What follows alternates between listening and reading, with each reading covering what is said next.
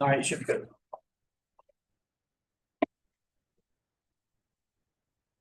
All right, I will call this Grand County Commission meeting together at this time, April 15th. It looks like at 3:59 p.m.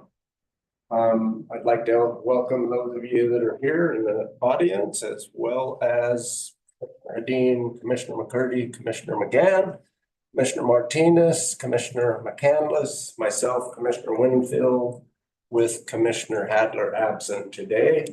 And then we have our county attorney, our administrator, and our clerk auditor, Gabe Woodcheck. So if you would stand with me, please, for the pledge. I pledge allegiance to the flag of the United States of America and to the republic for which it stands, one nation, under God, indivisible, with liberty and justice for all.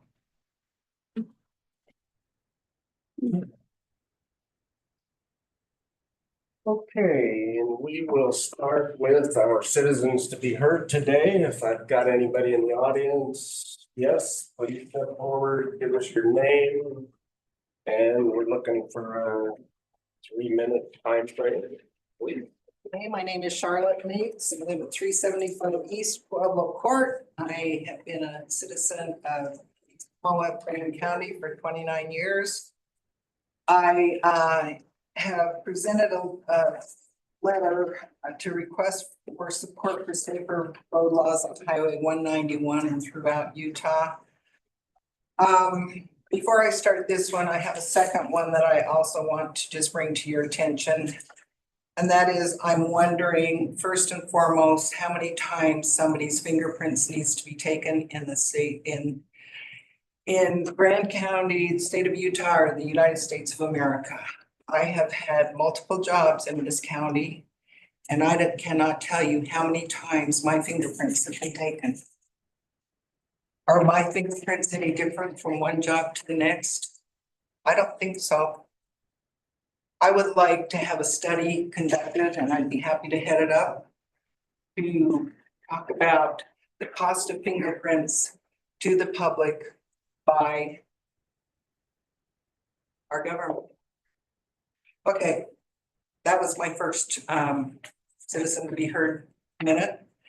The next 2 minutes, I would just like to talk about a situation that happened to me on Tuesday, March 18th at 10:20 a.m. as I was traveling northbound past the turnout to Highway 313. A large RV pulled out onto the highway into my lane traveling northbound. Her momentum was slow to start acceleration. I was traveling at the speed limit of 65 miles per hour. I was in the left northbound lane with the semi-truck beside me in the right northbound lane. I slammed on my brakes and was an inch from hitting her from behind.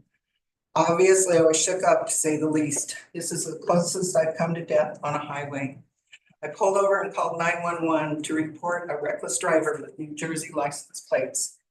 I was asked if I wanted to register a complaint, to which I said, yeah, absolutely. I was instructed by the dispatcher to pull behind the highway patrol car if I saw her, for me to pull over so that I could sign the complaint. 2 additional times I pulled over to report additional direction, instructions, and more of the license plate number. Once at Crescent Junction as she turned left going west onto I-70, and once past Green River as I turned right on Highway 6 and she continued traveling west on I-70. When I returned to Moab, I went to the Moab Utah Highway Patrol office on April 7th to find out about the incident and request a copy of the UHP citation. I was told that no citation was issued, nor was the driver ever pulled over. 2 highway patrol officers met me in the parking lot of Grand County Utah Highway Patrol office and explained that since I had not kept following the offending vehicle, which I wasn't instructed this was the procedure so that I could sign the complaint, the officer in Emory County did spot the vehicle, yet did not pull her over since I wasn't there to identify the said vehicle as the offender. What?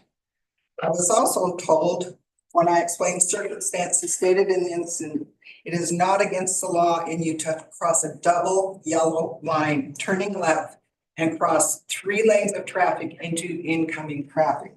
I would feel extremely remiss if I did not bring this to the attention of our county commission and request your support to address this law and make safety awareness education first and foremost for the sake of saving lives and protecting health and well-being of our precious citizens and visitors, people serving and loving people. Thank you for taking this seriously. It certainly woke me up and increased my awareness and gratitude to be here writing this memo and presenting to our county officials, asking for support with state officials and lawmakers or take it to the Utah State Legislature. Thank you for your time and attention. Thank you, Charlotte. Also, I'll ask if there's anybody else in the audience that would like to speak, and then also if there's anyone online, please raise your hand so that we can get you in as well. Anybody else here in the? Yep, looks like just the one online then. Go ahead, Florian. Yes. Butcher that. Hello, my name is Florian Herman, and I'm the CEO of Herman Global. Thanks so much for allowing us to speak today for 3 minutes. We are a tourism marketing firm. We are based in Wyoming, and for many years we have been working with Grand County economic development and tourism to bring international travelers into the Moab area. So we have been very successful in the past over the years. And I also understand we have been putting a proposal in for Grand County Economic Development and Tourism in partnership with Off Madison Avenue for the new media agency that's going to be selected. We were not selected in partnership with Off Madison Avenue, which I fully respect. What I wanted to just address today briefly to the county commissioners is we are very good at international. We highly recommend to keep investing in the future in international travel for Moab. As I said, I'm originally from Germany, and we see in Utah the pent-up demand long-term for the state of Utah and for Moab. I brought some numbers here to the group that I wanted to share with you. Is like, while we hear like some concerns on the political side or economy side to say international travelers are not coming, we currently see about a 10% decline on international travelers. So what that means, 90% for the summer are still coming and traveling, and it has been growing every year the last few years. Currently, I'm going to dig deeper a little bit and look into the numbers specifically for Moab. And when I just look at the last 6 months as an average, there are about 3,800 visitors, potential international travelers, searching every month about vacationing specifically in Moab. They're looking for the Arches National Park, for other national parks, and Canyonlands and so on. They're looking for hotels. They currently might be a little bit discouraged to come because we have some political headwinds. I highly recommend for Grand County Economic Development to invest in international marketing to provide confidence that these travelers are coming. As an average spending from these travelers, when I'm very conservative on that, it's about $1,500 per travel party, if not more, if they just drive through what they spend in this area. If I calculate this together as an economic impact for the whole year, that's about $86 million, what international travelers from Germany, UK, France, and Italy alone will be spending in this area. So with that, I just wanted to bring the attention to the county commissioners. We would love to continue our collaboration with Grand County Economic Development and Tourism in the future, and would like to see if there's an opportunity for us to do that continued work in the future. Thank you. Thank you. And do we have anybody else online that would like to speak at Citizens to be Heard at this time? If so, please raise your hand or unmute your mic. We'll give you an opportunity now or another one at 6 p.m. And I'm going to take that as a no, so we can move on then. That will be the end of Citizens to be Heard at 4. And we can move into our department reports. And it looks like we have Mr. Jackson on the top of the list.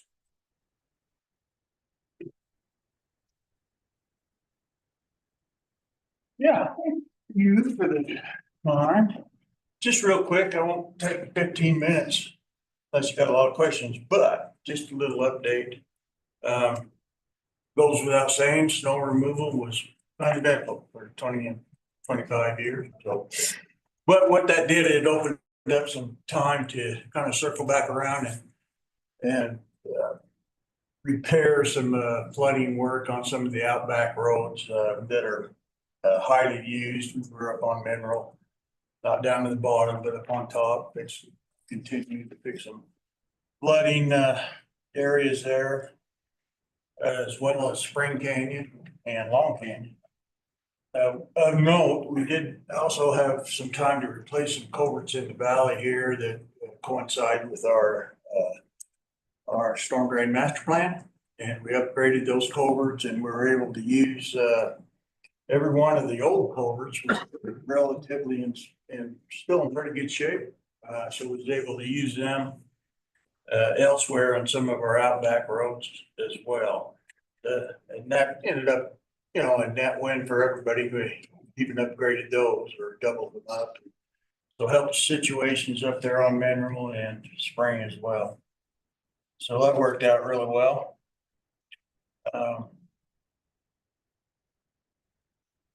Spring grading, we've got into that now. We're into about a couple of weeks off, obviously we got a crew in the Book Cliffs. There'll be probably heading actually up on top, depending on weather tomorrow or next week, rather. And they're working that way. Also one over in Triangle. If you do go out in the Triangle area, I think on the 28th, the week of the 28th, we'll be, we were able to basically hook up with a contractor over there who crushed some material real close by.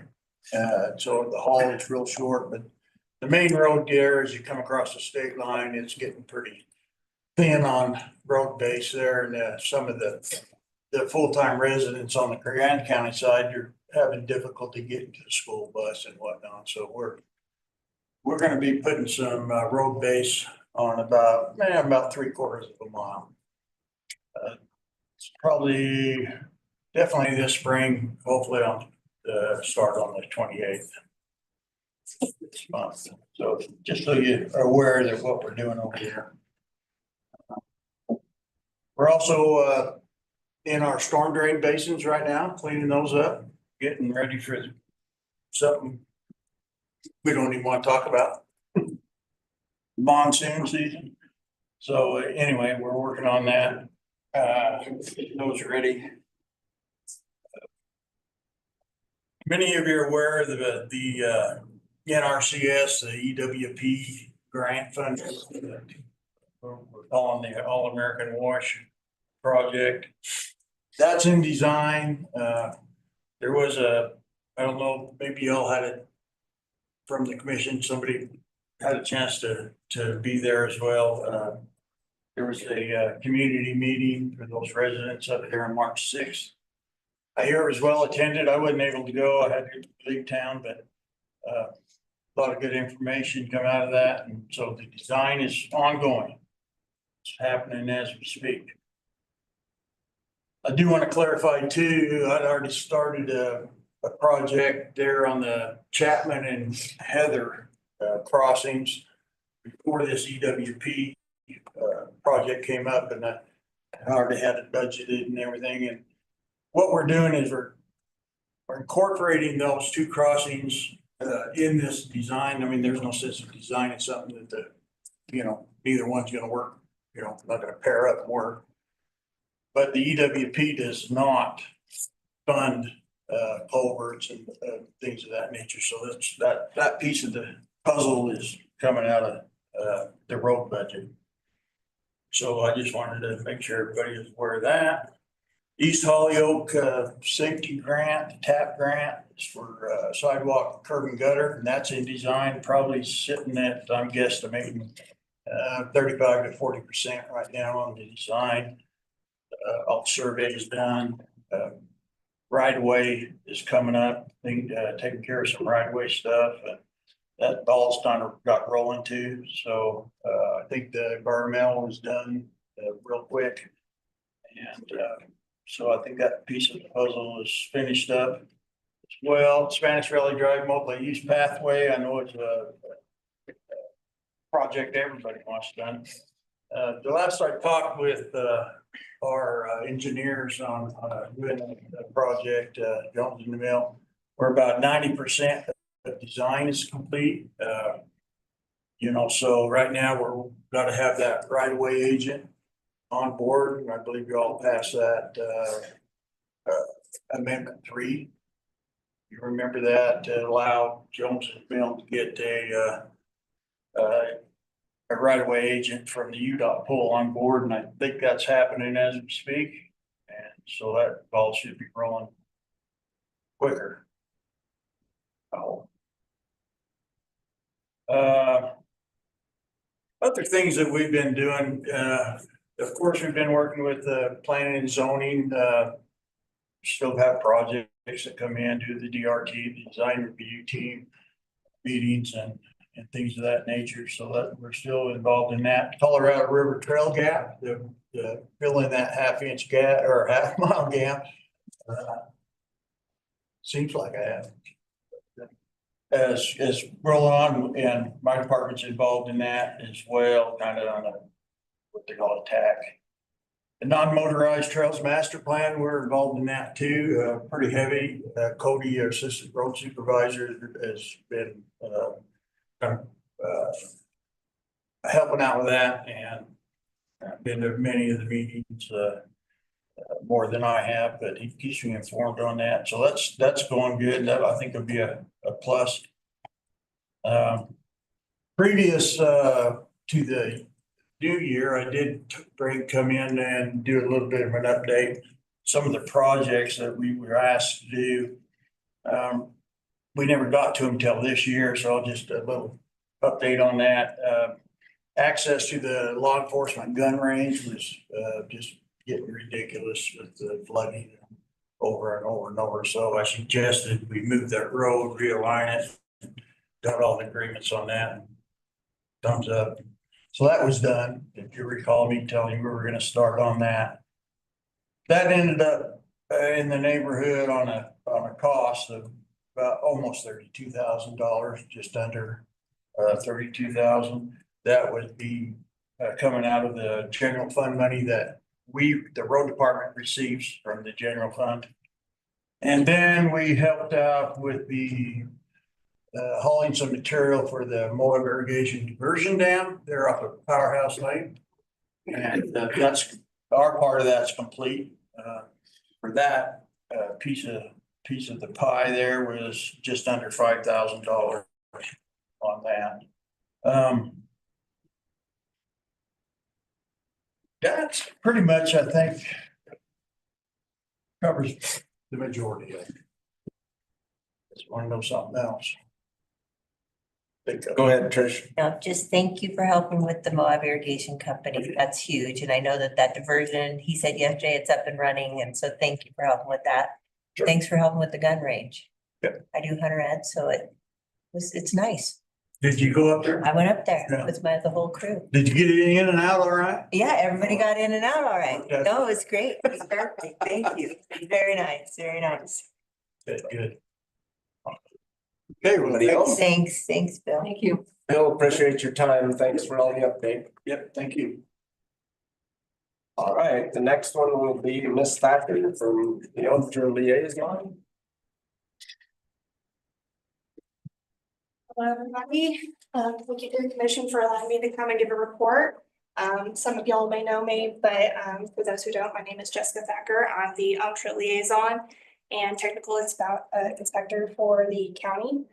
I am currently nestled under the Planning and Zoning Department, but I am technically sort of my own miniature department. My only connection to planning and zoning is through the Technical Inspector position, and that's because of conditional use permit requirements.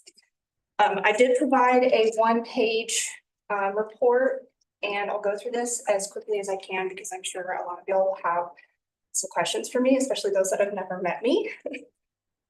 So I serve as an independent and neutral figure regarding activities utilizing the conditional use permits through Grand County, and I also serve as the liaison between the position and Grant County and stakeholders at large through the Moab Tailings Project Steering Committee. And I also have through the technical inspector position, I monitor 3 sites, or technically did monitor 3 sites, but one was recently removed due to inactivity and the fact that they never received a permit through UDEQ. And the 2 that I do monitor through the oil and gas position are the oil field water logistics at Danish Flats and the ICAX helium processing plant at Harley Doe. As it stands right now, the oil field water logistics is no longer functioning.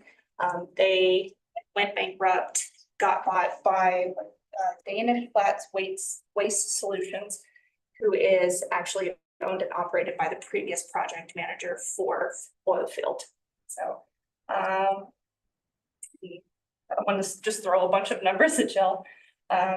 So my position is currently funded through February 6th of 2026 under a federal grant. So the only things in regards to my position that grant can be paid for is payroll processing, workman's comp, and any sort of hours that I log for oil and gas inspections. So I'll start with updates on UMTRA. So as of February 2025, 84,106 tons of tailings had been shipped to the Crescent Junction site, with a total of 15,389,678 million tons shipped over the course of the project, indicating approximately 96.2% of tailings removed. We are currently scheduled to have the pile, and that's just the pile, that's nothing else, removed by the end of this year. And let's see. With a final closure projected of 2029, so that's the removal of the sub pile, which is, as they guesstimate it right now, roughly 3 feet below the pile, groundwater remediation, removal of infrastructure, and final design and closure at the Crescent Junction site. And all that's left after that is your legacy management. So they are currently working on getting final improvement for the proposed EP or evapotranspiration cover to replace the current design. So that's the cap to the closure cell out at Crescent Junction. And my most recent communications have indicated that there should be an update from environmental management regarding the final design and approval of that cover. But unfortunately, due to directives from DOE management, communication with EM has been almost non-existent. They've been directed to not really have any communications beyond what has been approved by upper management. And as I understand, upper management has actually been replaced. So right now, I'm not quite sure what's going on with DOE, so I can't give an update on what's happening wise with them. But I did receive communications that it looks like they might be softening those views. So I do have a meeting with DOE on Thursday. So I will be able to provide some update at the upcoming quarterly steering committee meeting that is next Tuesday, the 22nd at 3 p.m. in these chambers. And then on to oil and gas. So I did perform a inspection of the Danish Flats facility. It is currently not operational, as I understand. I did have a discussion with Sean Goza, which is the project manager. But I did inform him that since he has changed the name, and has applied for new groundwater permits, and actually a completely different reclassification as a solid waste disposal facility, that this essentially nulls and voids their cup. And I did relay that to previous planning and zoning employees, but I don't know who is running the show there right now, so I'm not quite sure how to translate that information onto the incoming group. But I did review their most recent report to the UDEQ, and it does appear that they are operating under regulations. They're not out of compliance. in regards to an environmental standpoint with the UDEQ. They just don't appear to be operating within Grant County planning and zoning standards. And that's really about it. All right, that was a lot to throw at you. You got the right Anybody? person here, so we have planning and zoning here, so. We do? Yeah, that's great. Yeah. Anybody else with questions? Nope. Trish, is that it? No, I just wanted to know that her voice was heard, so that's great. Okay, yeah. Yeah, great. Was every single email that I've sent out has bounced back. You're like, I don't know. Where to go So from there? there in DOE, you're getting nothing, Are you? you're getting back, yeah. Yes, that's great. Okay. She's our acting zoning administrator, Okay. so. Brilliant. All right, well, I will forward on those correspondence to you. All right. Thank you for the report. We appreciate your time. Thank you. We will move on to general reports. We'll start with commission member disclosures. If anybody has anything, commissioner wise. I've worked for the sheriff's department. All right, Mike Standard. Anybody else? Yeah, I got something here. It's the McKnight subdivision. I received a campaign donation from Curtis Wells. Okay, thank you. Anybody else? Doesn't look like it. We will move on then to general commission reports and future considerations. Trish, you want to lead us off? And I am on it, Bill. Okay, so on the second, I had a fair board meeting. The fair board's really vibrant. It's really great. I'm not able to make because they're meeting so often. I try to go as often as I can, but they are cooking, so it's really great. Right after the fair board, I stayed at OSTA and met with Rubicon with Colin Topper. We had dinner with them. It's such a wonderful organization. They do so much for our community and can't speak highly enough of what they are doing. I know they're working mostly kind of way down in the creek. And so it's just amazing work that they do here. And so thank you so much if they're out there listening. On the third, I had a meeting with Department of Ag regarding our, it was some legislation passed a couple years ago, but we need to embed a water management plan within our general plan. And so met with them, kind of got the information, and hopefully we'll be able to work with planning and zoning to get that embedded. I went to the Moab Museum Gala and saw quite a few of you there. It was such a wonderful event. They had an individual that was, what would you call that? Acting as John Wesley Powell, who was just amazing. So can't say enough about the museum. On the 7th, I had mosquito abatement. They're starting to find a few specimens, but not much. And they're using their drone. I don't know if I showed you guys a picture of their drone, but it's, probably the size of this, it's big. It's not small. And so they're starting to use it. They'll eventually use it for treatments, but they're actually using it for surveillance right now. On the 8th, I had a cemetery board meeting. They have a new columbarium, which is where they put ashes. They actually bought 2 of them. And so that's really great. And there was unfortunately they've kind of had a glut of burials lately, and unfortunately kind of a glut of young people. So when I say that, like teens to young 20-year-olds. So that's not a good thing. The 9th and the 10th, we had our HDHO subcommittee, and I don't know if we'll talk about that much because that's going to be coming in front of the commission. But we had 2 meetings back to back.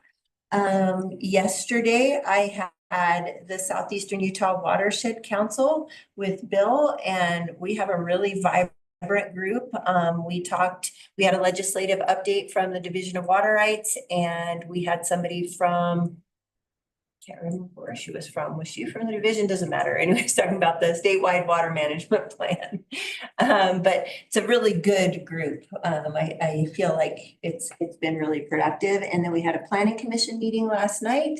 Just so you guys know, we will have the HDHO joint workshop on the 28th at 4. Is that correct, Chrissy? So put that on your calendars. I'm sure we'll disseminate that to you, but the 28th at 4, we'll be working with the Planning Commission on the HDHO amendments.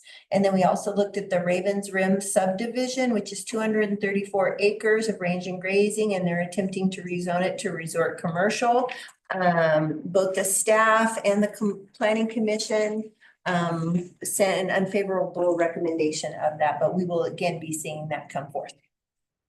How'd I do? Great, Mike? Thank you. Probably a little quicker. Attended the meetings with both of you guys on the housing subcommittee. Let you go over that. I want to let Commissioner Comadman know that I have requested financial statements from the department or both the rec board and county recreation special service district and transportation special service district. So getting those to you this week. Thank you. Very good. Thank you, Mike. Mary? Thank you. I just wanted to start by saying that was a great article about you going to Nepal. It was fun to read and I really appreciate your work. Thank you, Mary. Very, very nice. We're supposed to start talking, correct? So excited when we didn't. I went to a housing task force and they're moving the 2025 housing survey onto the Superset, the database that supports the visualization on the dashboard, so it'll be more streamlined. Their request for more current housing data from the census and the assessor's data on the dashboard from the county housing subcommittee. The Grand County Housing Subcommittee at the last meeting, Mike and Trish asked for data on the current housing market, vacant land and such as that. So they're doing a lot. The Moab Area Community Land Trust was awarded the CDBG funding for phase 2 infrastructure. They're very excited. They're getting that up and going. And on April 22nd, there's going to be an open house at Arroyo Crossing. People are available to go to. Kristen Olson, the Senior Associate Vice President of USU Landing Moab, said that the president of USU now is prior to this, they were not supportive of creating housing on their land next to USU, but now they are. So he attended the housing task force and I hooked him up with the people that are in charge, to do a lot of that type of development. It is very much just in the beginning discussion, looking at options. And then as you probably have read in the paper, USU has lost a whole bunch of money. There's going to be a huge amount of layoffs. So, just hopefully this is not one of the things that falls away with all the cuts at USU. Tuesday, I went to the history of public lands. It was very fascinating. I learned a lot. Probably one of the biggest takeaways is in states that don't have public lands, the ability to do four-wheel driving and mountain biking and fishing and hunting and sports that we love are very limited. For if you want to hunt in Texas, it costs you a great deal of money because you have to get permission to go on private land and you have to oftentimes have somebody with you. So that was a big, to know that state, that our public lands allow us to do a lot of the things we love, camping. I know my husband loves the fish. That would not be possible if we didn't have our public lands. And then the other thing that I learned was the state of Utah has never, I'll repeat that, the state of Utah has never held legal title to the territorial federal lands. So that saying you hear all the time, give federal lands back to Utah, they could take the back out and it would make sense, but they've never owned it. According to the Utah Division of Archives and Records, every original land title in Utah can be traced to a patent or other document transferring the land from the federal government. The Utah Statehood Enabled Act include language that acknowledge that Utah was admitted to the Union on an equal footing with the original states, however, disclaiming all right and title to unincorporated land. And that said, the Utah shall not be entitled to any future grants of land. So that's in our Utah Constitution and when we became a state. So, people could push to take, have Utah take over the public lands. But to say that they've ever owned them is misdemeanor.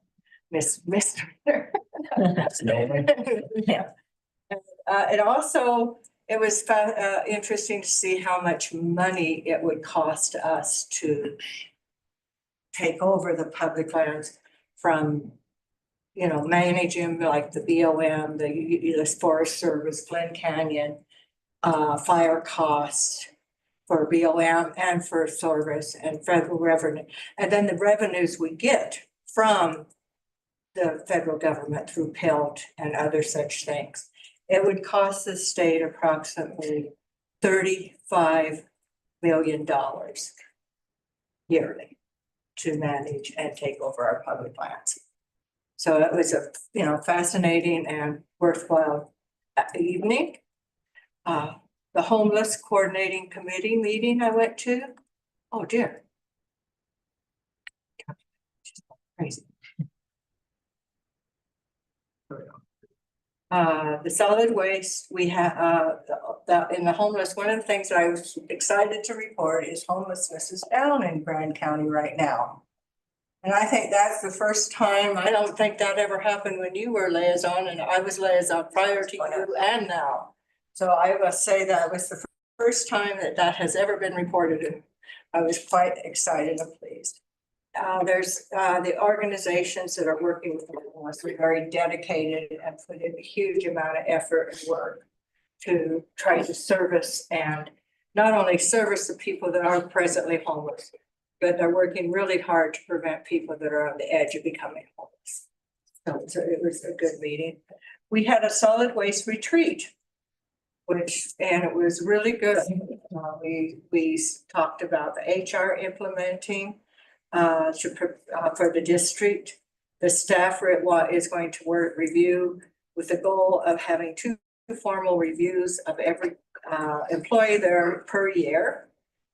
We worked on updating the employee handbook, and that is a slow process. And we have now a small group that will continue to work on that so that our employee handbook will be updated and up to stuff so that it works better.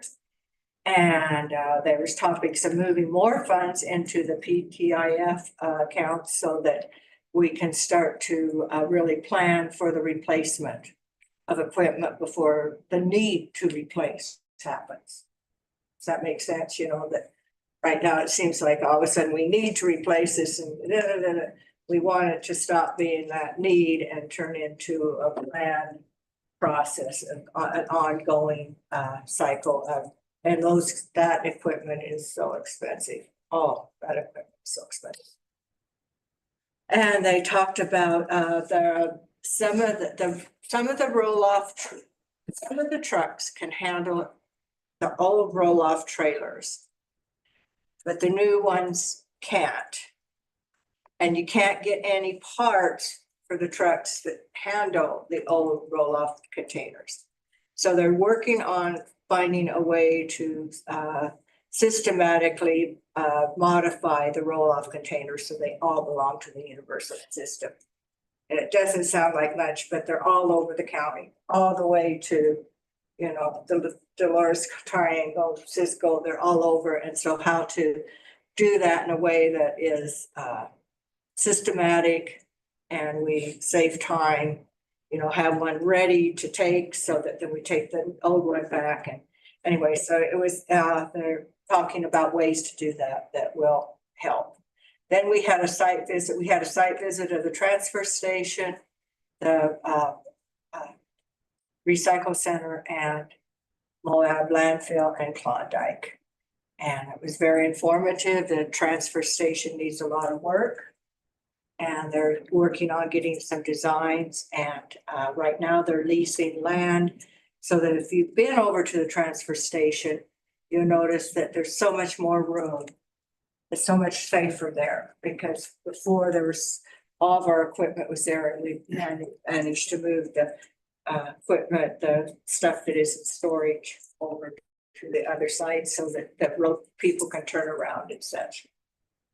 And we're getting rid of that pile of metal and it's very worthwhile. And we're looking at ways that we can even make more money off of that. I think one of the things that was fascinating to me when we visited the Moab landfill is how big it is. Because it's been around a long time. And when you drive around it, it's so much of it's buried and covered now with, plants and such that you don't realize that that's the landfill. And it's coming closer and closer to its closing date, that we have used all the space up there that we possibly can, but we're doing everything possible to keep it open as long as possible. So, because it's such a valuable resource for our community, we want to keep it open as long as possible. So it was a worthwhile thing, and that's what I've been doing. So thank you. Very good. Brian? Let's see here. So on the 7th, I had a meeting with Love Communications, just kind of going over their past performance. And then on the 8th, we had the MTAB meeting. And in that one, we discussed, there was a discrepancy between what was budgeted for planned media, for paid media, and what was actually in the media plan. And so Gabe was nice enough to come join us on that and help us through some of those problems. We also were looking into the cap on the promotion fund balance as well, trying to see where that was lying at. We're still kind of looking into that. Ben and his team kind of went over the summer and fall campaigns that we approved at the last meeting. And it looks like they have 2 target audiences right now. One's like a weekender, so people who are traveling for the weekend, and then also a target audience for people that are trying to stay for the whole week. They also discussed their priority list for which workshops they wanted to have. So they're going to be having workshops prior to the meeting so that they can try to get a little bit more accomplished. And then also the board kind of went over what they thought would be important for the media agency that we'll be voting on a little later on tonight. Let's see here. On the 9th, I went to the Chamber of Commerce Board meeting. I had to leave because the 9th was just a crazy day.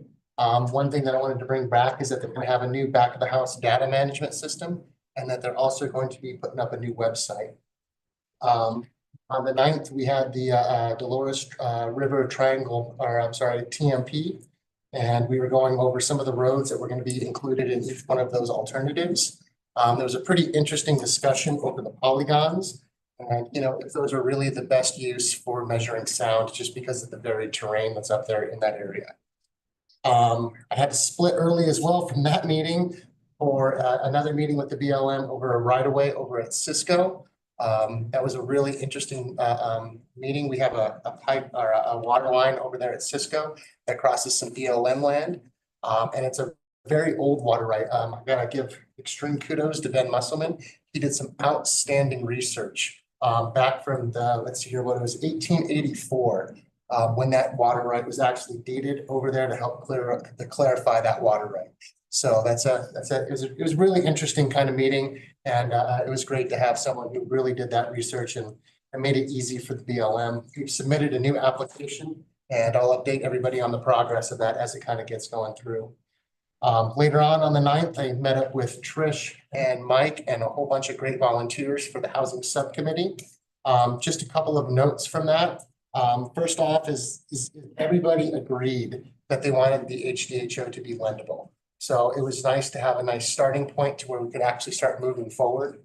Some of the other things that they mentioned on there were enforcement, right? The application process, cooperation between HASU and the county, the rules and regulations, and the entitlements. So those were some of the things that we discussed over the 2 days right there. But that seems like it was about the list of what everybody kind of wanted to go in through.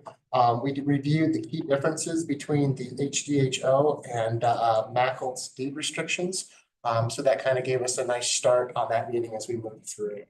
And that day we made pretty good progress on the land use code. On the 9th that evening, I went to an OHV meeting that was sponsored by the Chamber at Zion's Bank. Let's see, Tread Lightly was there, and is it Jason Curry from DNR was in attendance as well. And what we were talking about, and so was Kent too. So we had quite a few locals there kind of representing the community. The idea over there is to discussing a new route. So it would be a beginner route on existing roads. And they would be using corporate sponsors to sign and market the trail. So that was the idea that kind of came from there.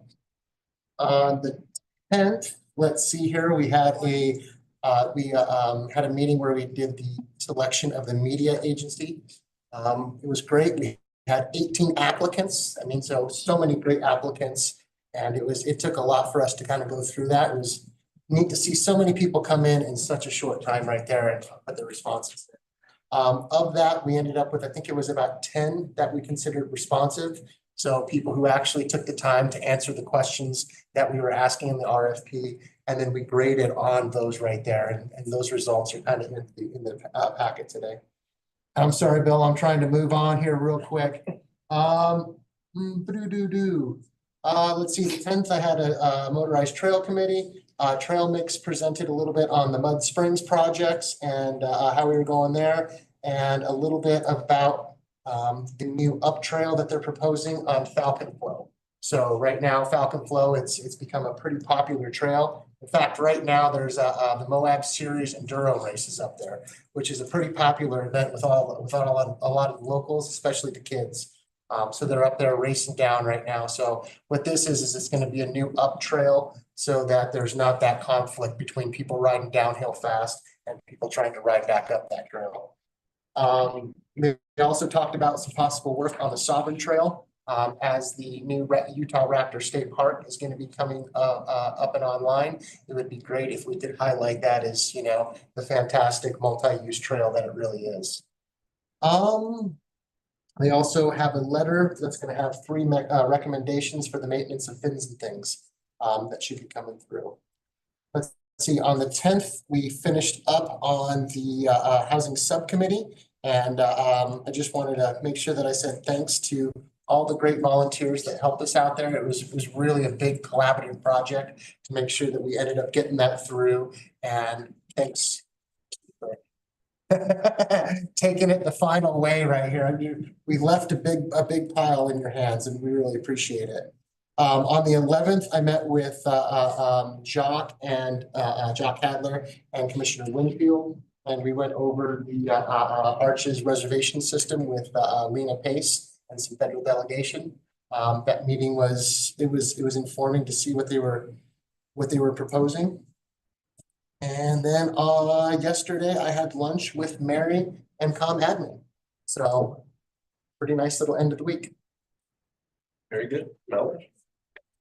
All right, well, Thursday the 3rd, I attended the second Beacon Advocacy meeting. Beacon will operate throughout the 2025 through 2026 school year. The programs will be scaled back about 20% what they've been offering.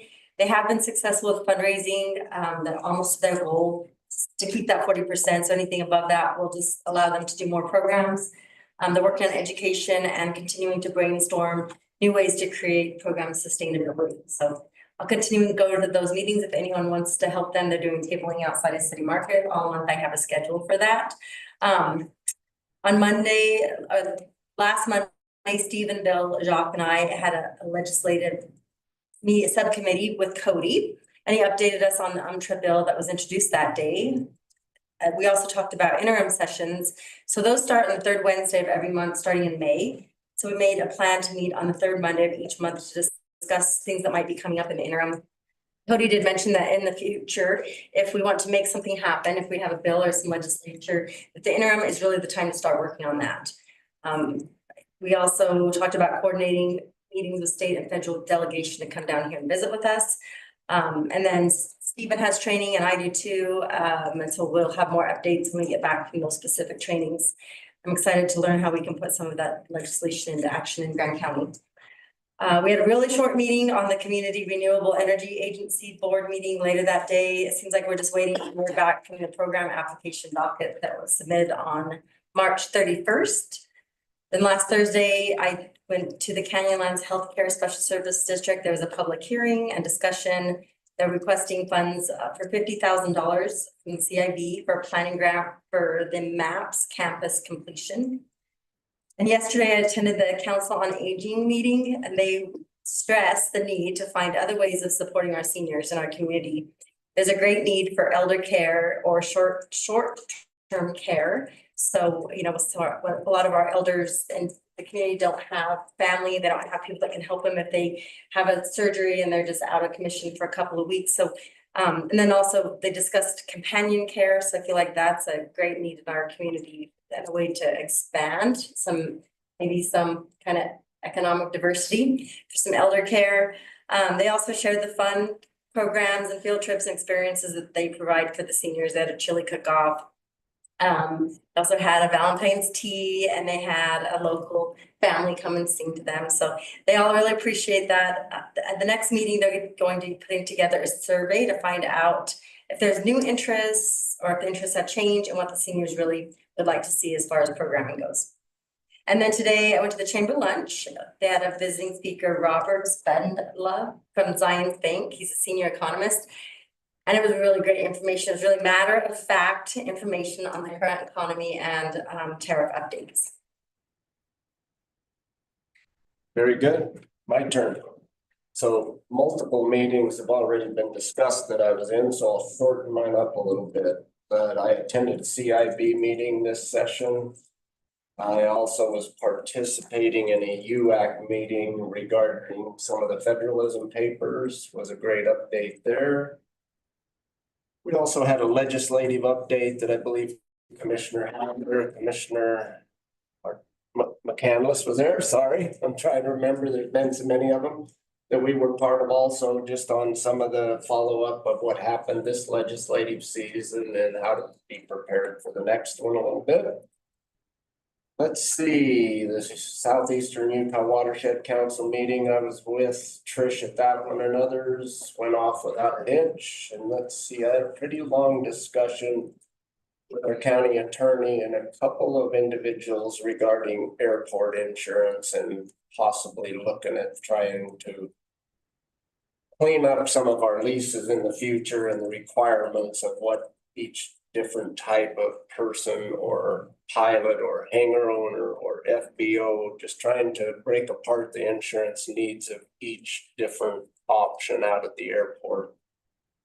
It's currently, sometimes the lines are a little bit blurry and we're requiring insurance of somebody similar to the FBO when they don't fuel jets and they don't have those requirements. So we're making some progress there.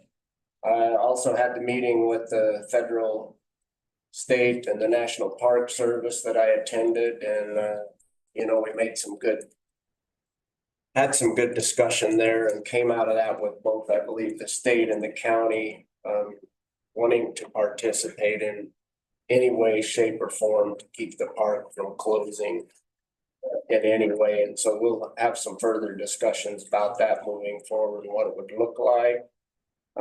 I do want to commend Brian and the team and Chrissy for keeping that HDHO moving forward. That's extremely important, and we've got to get that across the finish line. So that's all I've got, and I will move on to our other elected, starting with the county attorney.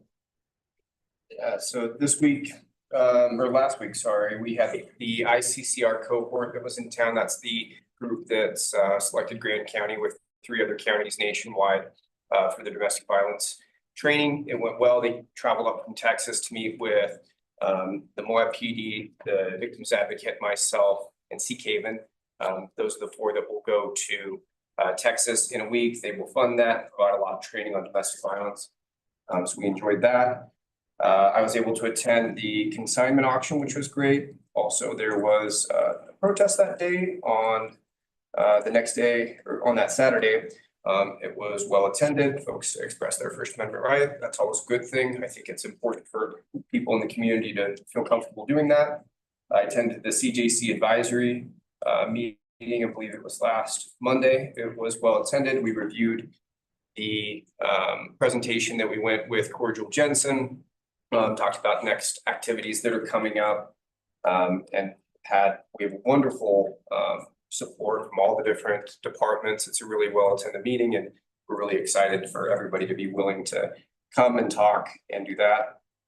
Other folks have talked about the legislative meeting that we had on Wednesday of this week is the beginning of UPC, Utah Prosecution Council. I'll go up and attend those meetings, and we'll get a legislative update, information about all the laws that passed.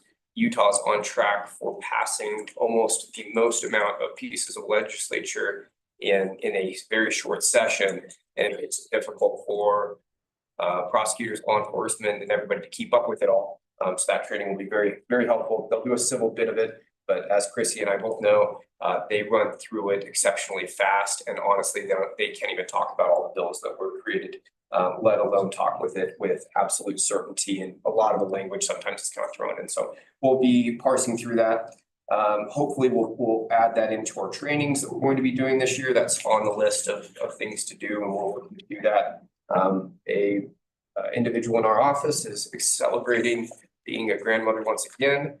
So we were really excited for that for her. And that's about all I have for now. Thank you. All right, Mr. Whitten. Real quick, last week, the CPA firm Larson and Company came in and did field work for our external audit. That went smoothly as it does. Let's see. And I just wanted to commend or recognize Jenny Beth Jones, one of my deputy clerk auditors. She's going to be coming and presenting on the special events today. But just in general, I have one seat vacant. I have one staff person out on maternity leave. And then I had another staff person out on a scheduled vacation last week.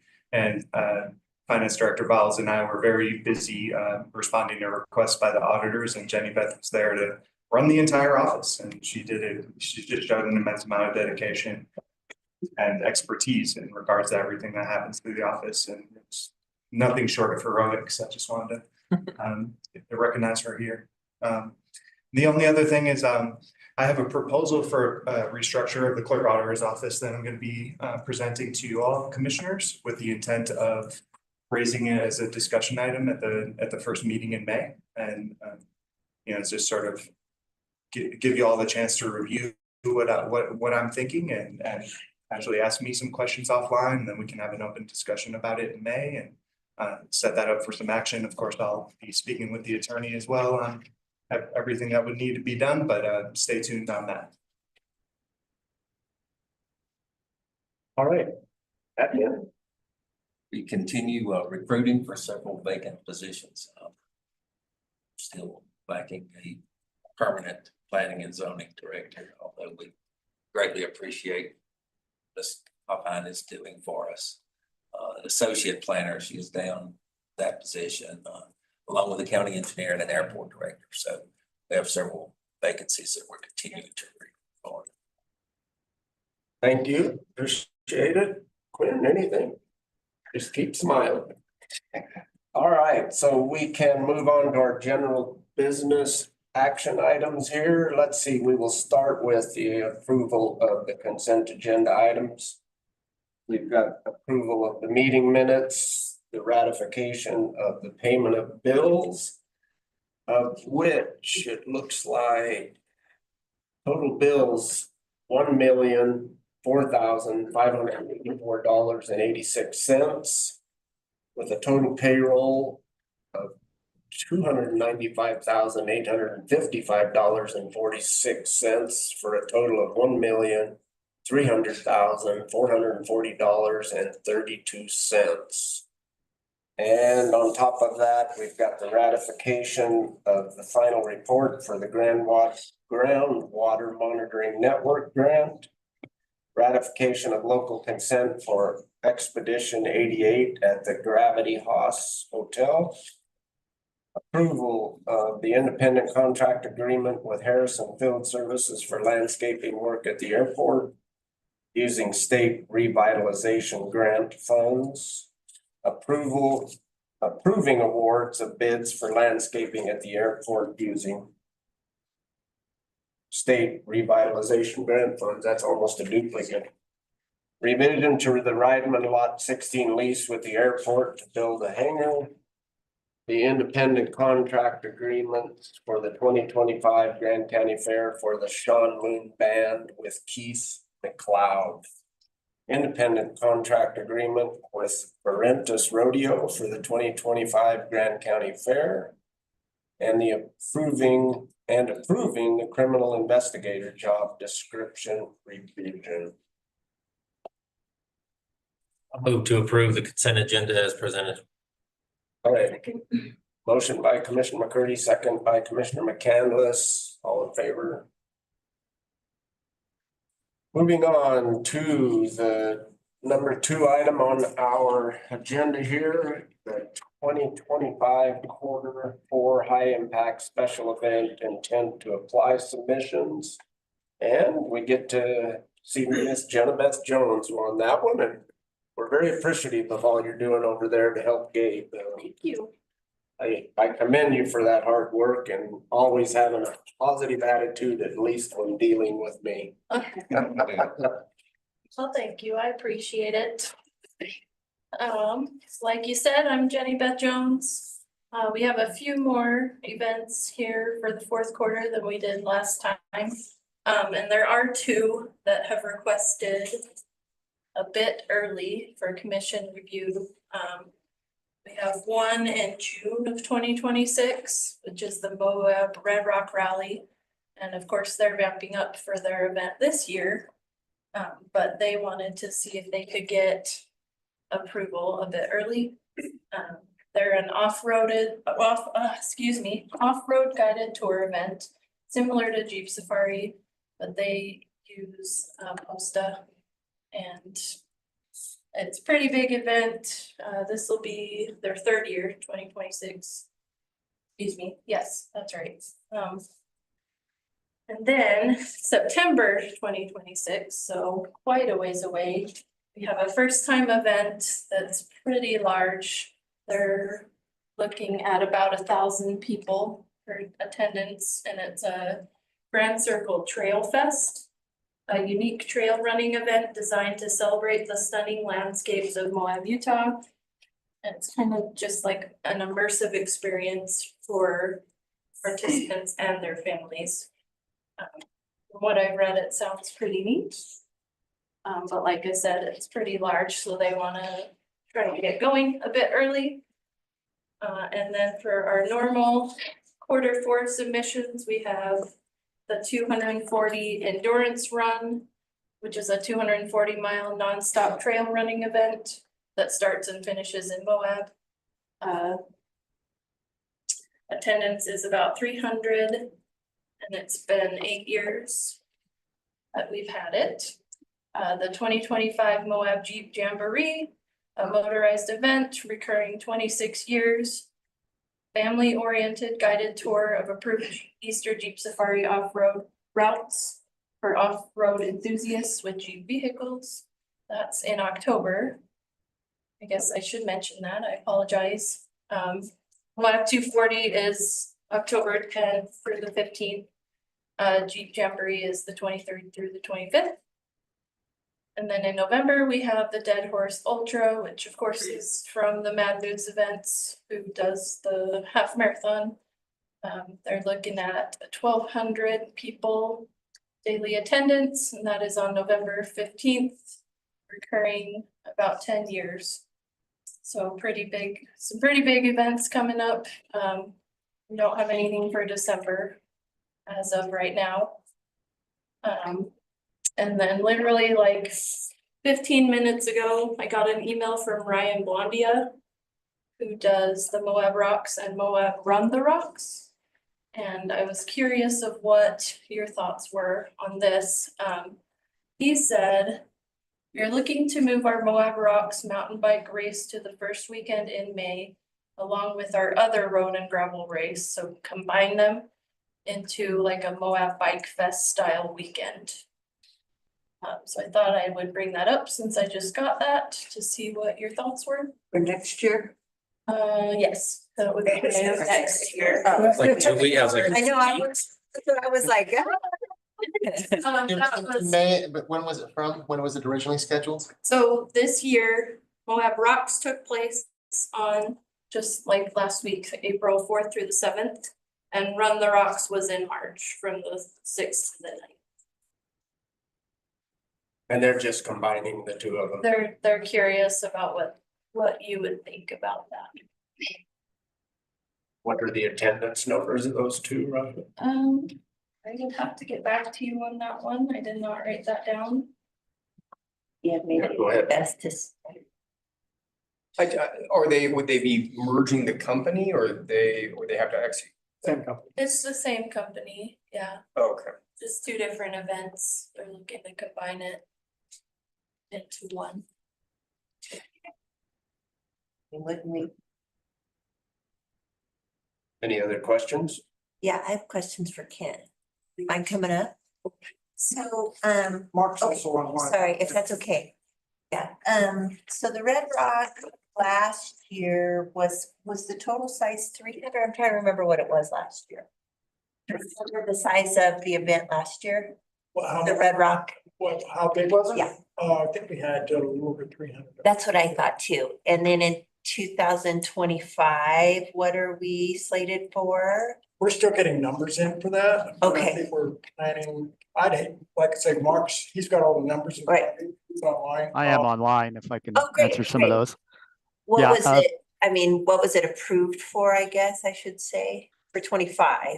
So we put it as high as 500, but we think we're still going to be, we think we'll have about double the participants, which is going to be anywhere from 800 to 1,000 over the time, but we still think we're going to be below 350 vehicles. In fact, Okay, the max we can put out per day on the trails is 320 total. okay. So I just want to give you my reticence, if that's okay, about 26, if that's okay.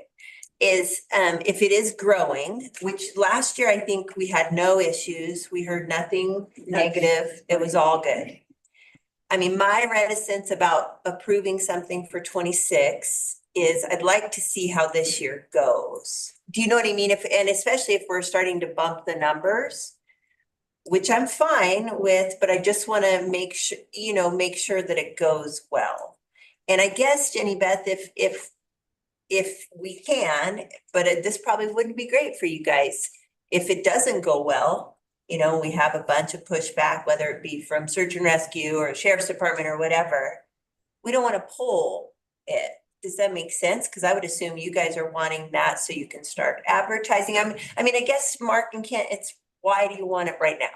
I can answer that question as well. So we are in a difficult year for the off-road industry. Yeah. The Everybody. economy, yes, ma'am. The economy that we've been left with here, I don't think that's going to recover for another year.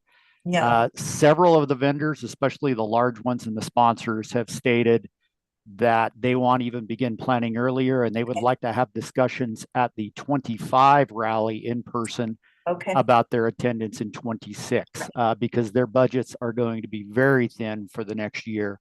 So for the same reasons we asked to be approved a little early last year, those reasons are even greater for this year. Hopefully those go down in the future and we have some more set sponsorship and vendors moving forward as we do this more often.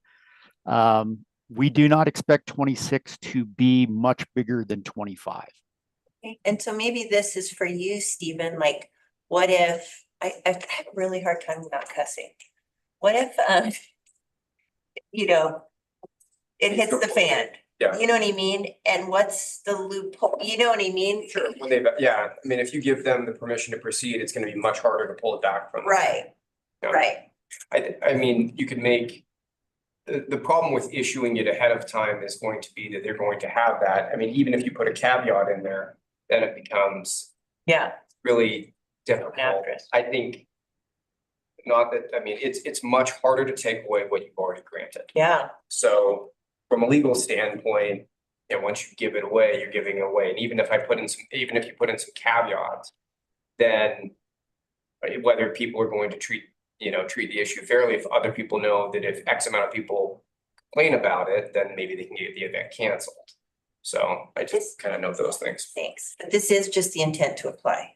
Correct. Yeah, that's correct. If you're There's not, yeah, if you're Okay. only in the intent to apply stage, then you've got final documents that are Okay. still pending. But I'm talking about the final. Yeah, I understand that. So Right, this is we're just not the intent. approving the final at Right. this point. We're simply approving the intent to Okay. apply.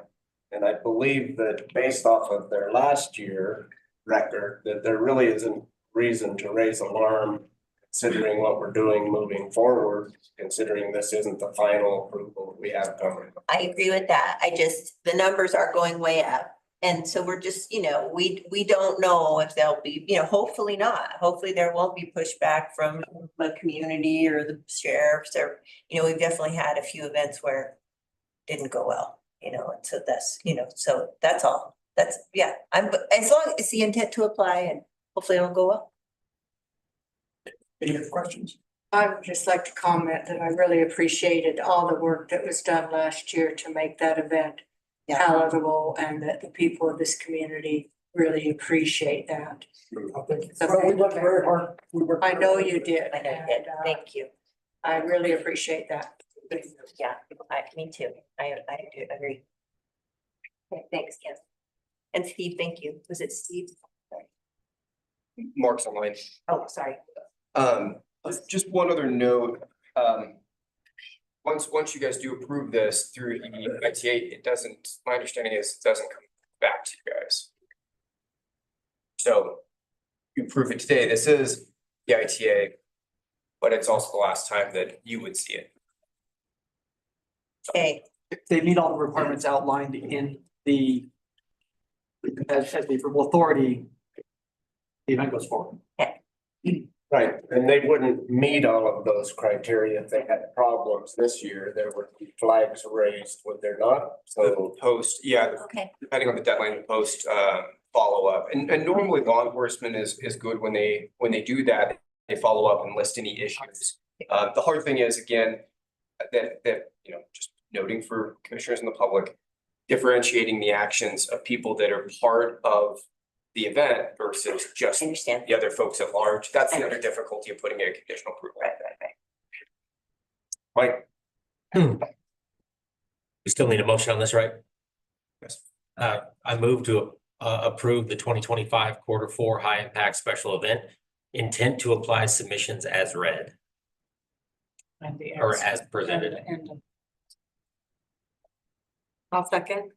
all right, motion by Commissioner McCurdy and seconded by Commissioner McCandless. Do we have any further discussions, Mary? Question, does that cover the two, that motion will cover the two that will be?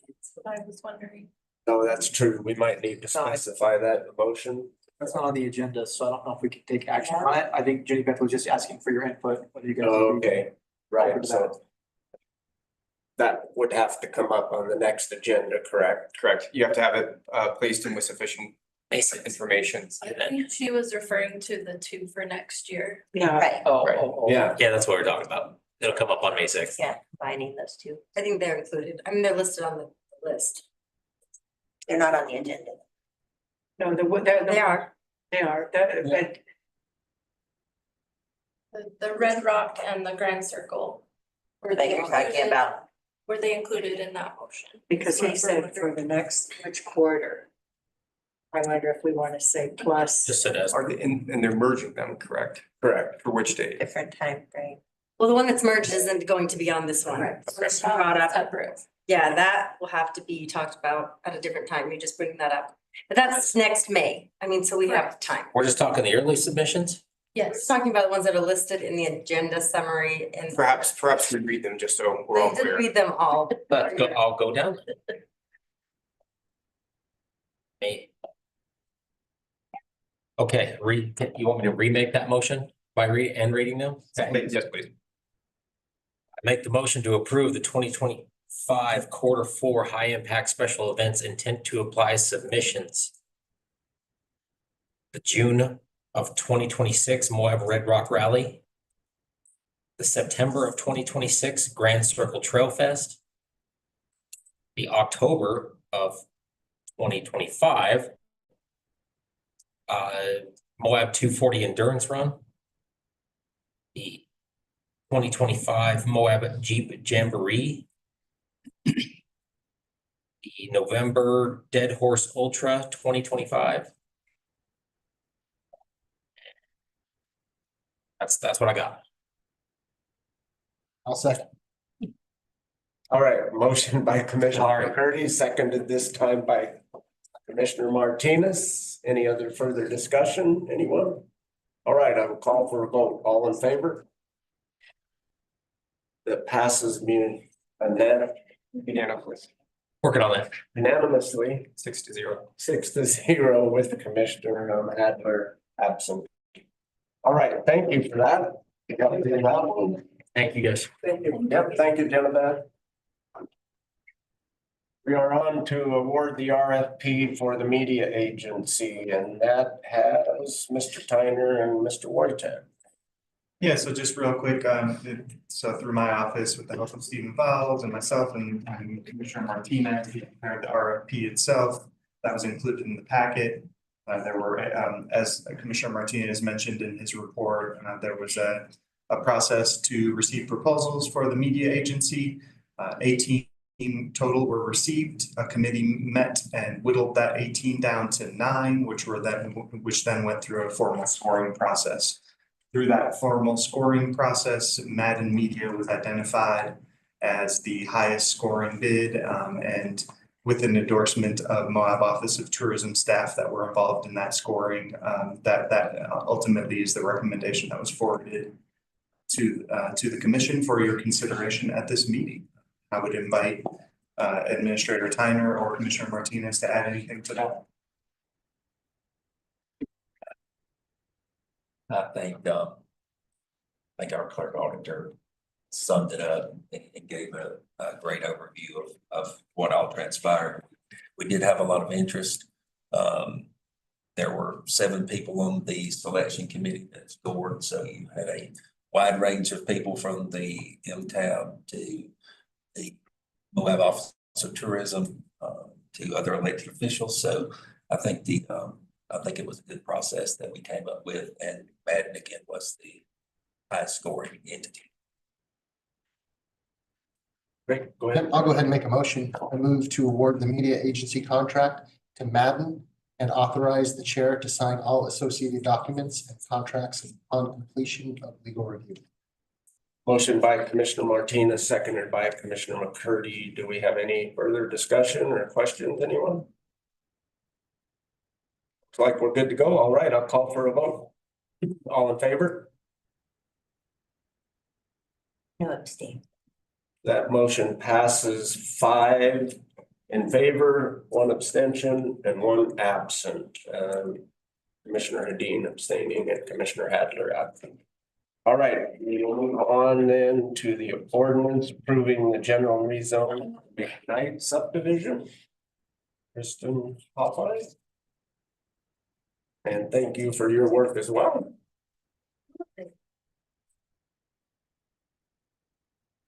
Yeah. Will you, is Curtis here? No, Curtis isn't here. Okay. Yeah. So we've already spoke about this last week, so I'm gonna be very brief. Just a reminder, this is for 19.27 acres, currently zoned MFR. They are asking for a rezone to general business. The agenda summary and the staff plan have previously been provided and discussed. I mentioned in planning commission yesterday, and I kind of want to talk to you guys about that too, because there's a few of you who haven't gone through rezones and who haven't gone through rezones and also haven't, because I do rezones a little differently than maybe prior staff looked at them. I think that with a rezone, it's important to rely on the zoning maps that the people who were paid to make those. I think that it's important to rely on the community that sort of worked with the planning department at the time that those zoning maps were created. So if there is a sort of, well, it could go one way or the other, it is my sort of view that you would always rely on the wisdom of the zoning map that is in place and sort of use that zoning map. If there is a reason, it will be obvious, which is on this case that we're gonna talk about tonight. In this case, was specifically mentioned, this area was mentioned in CBZ's report as an area that would be entitled to, greater density, mixed use. It was specifically called out. The area around it has changed considerably. And so for all those reasons, staff is recommending approval of this rezone. As far as the motion on this, when you are making a motion for a rezone, we need to get findings. Those findings need to be stated. So I have a possible motion for you guys in the agenda summary. With that, so you don't have to make all the findings, but a finding or two would be appropriate. Also, it's important to make a finding associated with land use code. And obviously I defer to Stephen on this, but that is just sort of, the way that staff has looked at this, and it's just an important thing to make if something ever happens in the future, making sure those findings are stated. And that's really all I have. If you guys have questions for me or the applicant, we're here. Anybody? What? Do you have that possible motion written out there? Yeah, in the agenda summary, it's number 1, so that there's one, the agenda automatically creates an agenda summary, but I uploaded an agenda summary that should be stated as number 1. Or I have it in my email. Gotcha. Thank you. I would say yes. Ignite rezone. Yeah. Well, I'm gonna be reading for a minute. You don't have to, you No, don't have you to just have do to all of pick them, one or just two. whatever you think would fit. Yeah, one or Out of the ABC, pick 1 or 2. Yeah, and then Thank you. cite to if you, or you can just cite to the findings that were previously made in the staff report. It's also an option. Okay, Let me give you you're another. okay. So on your item number 2 also gives. See how it lays out on item number 5.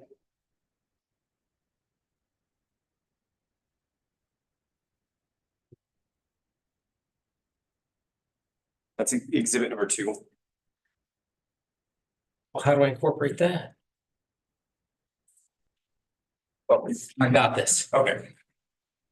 I'd like to make the motion to recommend approval of the ordinance to rezone 19.27 acres of the portion of the Knight subdivision property on Grand County parcel number NOS 02-SMC-0007, 02-SMC-0008, 02-SMC-0009, 02-SMC-0010, 02-SMC-0011,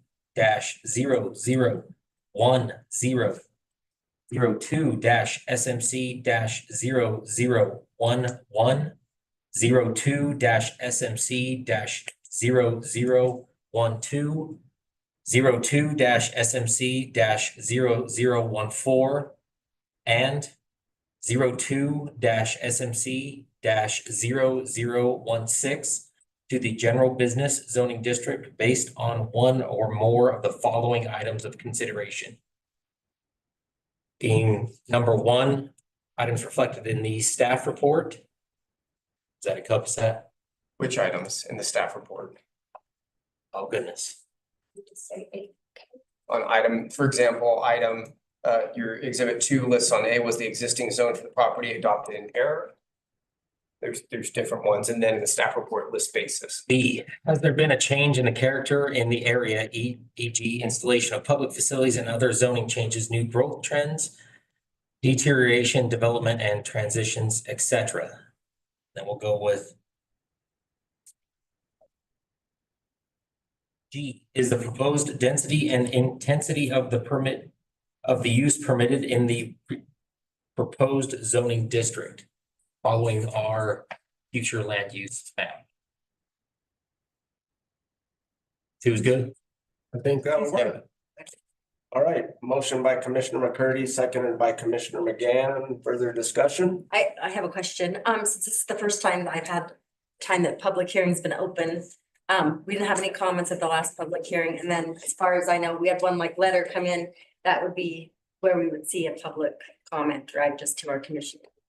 Correct. I think that person specifically was asking about nightly rentals, and there's no nightly rentals in the county at all. It's not even an option, so just wanted to make sure for my own clarity, but also just to recognize that we did have one public comment. And I do think that Caitlin Meyer gave comment and. Oh, yeah, she did, yes. Oh, true. Caitlin Myers of Mackel. Yeah. Yeah. All right, anybody else? Questions? All right, I'll call for a vote. All in favor? All right, that passes unanimously. I love working on it. Thank you. I'm abstaining. Thank you, Chrissy. Appreciate it. Thank you. Abstain. Thank Favor? you. Thank you. All in favor again? Right. Mary, we got to redo it. I blew that one. All right, thank you. So Those opposed? those opposed, none abstaining. All right, that passes 5 in favor. Commissioner Hadler absent and Commissioner Martinez abstaining. And we will move on then to number 5, letter regarding closure of the federal offices. And this is Commissioner Hadeen. Are we, Did I miss one? yeah. We missed a couple, didn't you? No, okay, then I'm Four, looking at the wrong rezone. one. 5. So am I on the right one? Yes, sir. Okay, that's all you. Thank you. So this was Oh, I brought see. to our attention by Cara Dornwin, and I want to note, I want to state that some other entities within our county have already written letters referring to this. So this basically, in March 3rd, DOJ proposed terminating leases from the General Services Administration, GSA, which manages government leases. They proposed approximately the closure or ending of 800 leases. There were 300 leases within our congressional district, which include the National Park Service of Moab, UGS and USGS of Moab, and the Farm Service Agency in Monticello. I will state that when there is pushback from communities, they are being pulled off that list. And so, you know, I think it is good for our community to acknowledge the importance of these 3 entities. So just really quick, and I really used Cara's, I want to state that, I want to go ahead and tell her that I paraphrased and I, you know, off of what she provided for us, but the USGS, our Water Science Center, and this is in the letter itself, and this is what I think is extremely important to us, monitors and maintains the stream gauges on Mill and Pack Creek and the Green and Colorado Rivers. These gauges are extremely important to monitor and possibly evaluate flood flows in our region and providing information for river outfitters. The USGS Southwest Biological Center supports regional land management agencies conducting and housing critical research needed in the management decisions of our thriving landscapes. Specifically, I know that they're very involved, for example, with soils, and that's extremely important to our range health. And then lastly, the National Park Service Southeastern Utah Group manages the efficiency of Canyonlands, Arches, Natural Bridges, and Hobenweep. They supply administration, management, and technical and professional assistance to these parks. And that's also where their river shop is, which provides critical river rescue and support on Cataract and Westwater canyons. So basically, this letter just goes to our representatives, our 2 senators and our representative, to urge them to pull these 3 off of the list. And I did put it out about a week ago asking for comments. I know that Brian made some comments. I took those and manipulated them. I don't think I got yours in time just because I didn't get them until late, but they're just small verbiage changes, and I'm happy to manipulate that. And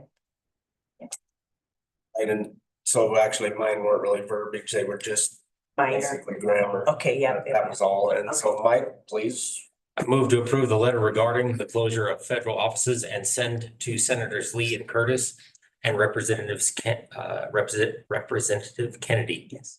I'll second. Pending grammatical fixes. They're in there, not like. Good luck to you on that one.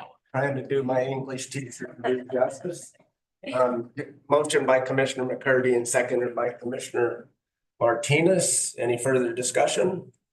I just Melody. want to say thanks for taking that. Yeah. No, Cara brought that and then MOP, we did one for MOP and it's like, oh, we should probably, I think, that pushback helps. I think when they hear from communities saying we really need these, so. All right, anything else? No further discussion. I'll call for a vote. All in favor? Passes unanimously. And Hey. we will move on to engaging a recruitment agency, planning and zoning director and county engineer positions. Yes, thank you. Good evening, commissioners. Good to see you. You certainly brighten up the room. Oh, I thank know, you. today, Yes, I was stopped on the street several times. And I don't know via shock or excitement from people. we ran into each other earlier and Tess said, because I usually wear white. I want you to notice I'm not wearing white today. I know. Mixing it up, Tess. All right, I'll go ahead and share my screen just so that I can show a breakdown of this, but the discussion item that I am bringing up today is contracting with a search firm for the vacant positions of the planning and zoning director as well as our county engineer.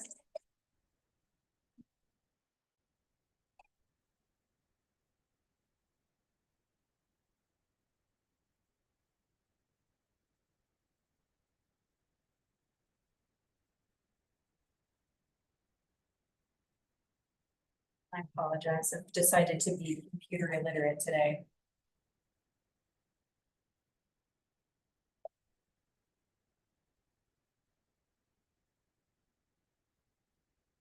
So it looks like the screen sharing is disabled, but I'm happy to either let you all know where I was going to head, or I can just verbally explain. Sure. We're good now? Okay, thank you so much.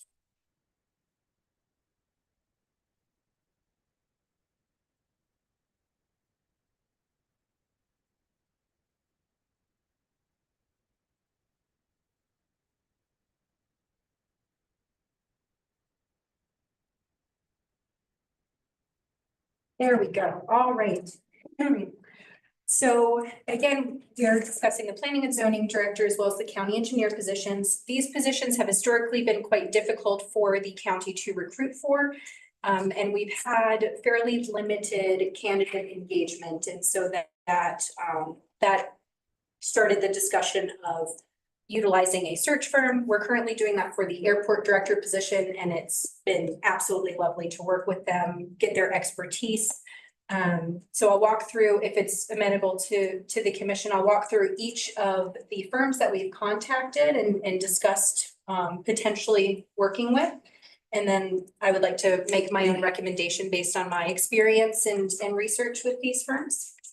So the first firm that we discussed for it, and to specify, so Davron is they're a much more specific search firm. They work with those looking for engineer positions and other more, we would only be looking at them for the engineer position. They don't work for, or they don't specialize in working with planning and zoning recruitment. So Davron is what is referred to as a contingency firm, meaning that we do not compensate them unless they are able to recruit an appropriate candidate for us and we hire that individual. They have two cost structures.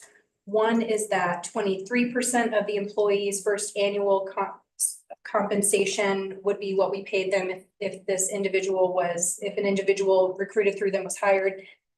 That could be paid over the course of 13 weeks in equal installments. If that employee, say, resigned 10 weeks in, we would be refunded the 3 weeks that they did not complete.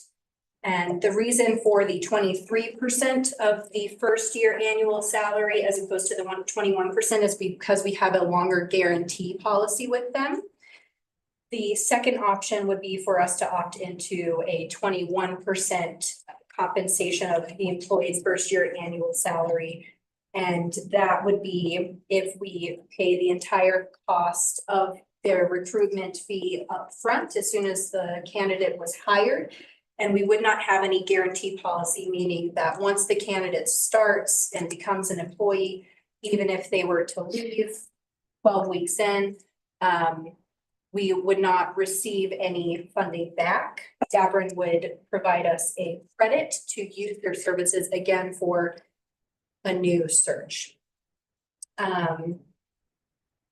The second firm to consider is GMP Consultants. They have previously worked with Moab City actually for the city engineer position. They, for just a, and they refer to it as a search and source fee, but their search and source fee meaning that they advertise for the position and begin the initial recruitment and engagement process, but we move forward with our own interview steps, would be $13,500 per position. Which would mean that we would be looking at a total of $27,000 if we were to use them for that source and search service for both the county engineer as well as the planning and zoning director positions. The second option for GMP Consultants is to contract them for what they refer to as a full recruitment service, meaning that they help us from start to finish, from advertising the position to hiring a final candidate. And that would be typically that is $20,000 per position. However, they would charge us at $19,000 per position if we were to use them for both of our vacancies. And that would total $38,000 if we were to use GMP Consultants. Of note, our guarantee policy with them would be that if an applicant that we had hired and employed left employment within the first year, whether that be due to termination or resignation, they would reinitiate a search for us. We would be responsible for paying $750 in administrative costs, as well as any additional expenses they incurred, say the fees for posting the position on certain platforms, et cetera. An additional note is that if they were unsuccessful in identifying a candidate, our process would be to decide if we wanted to repeat the search process with them. And again, we would be responsible for paying those administrative fees and any additional expenses. Of note, when Moab City utilized GMP Consultants, they indicated that they were excellent to work with, great rapport, great customer service.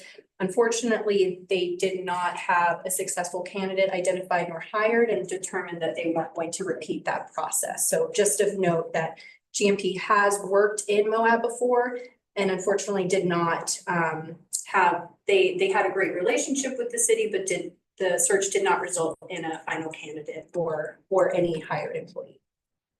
The third firm that we talked with was Slavin Management Consultants. They're a small firm.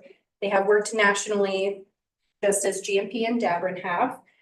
Slavin has not worked specifically in Utah, but they have worked in the majority of states across the country.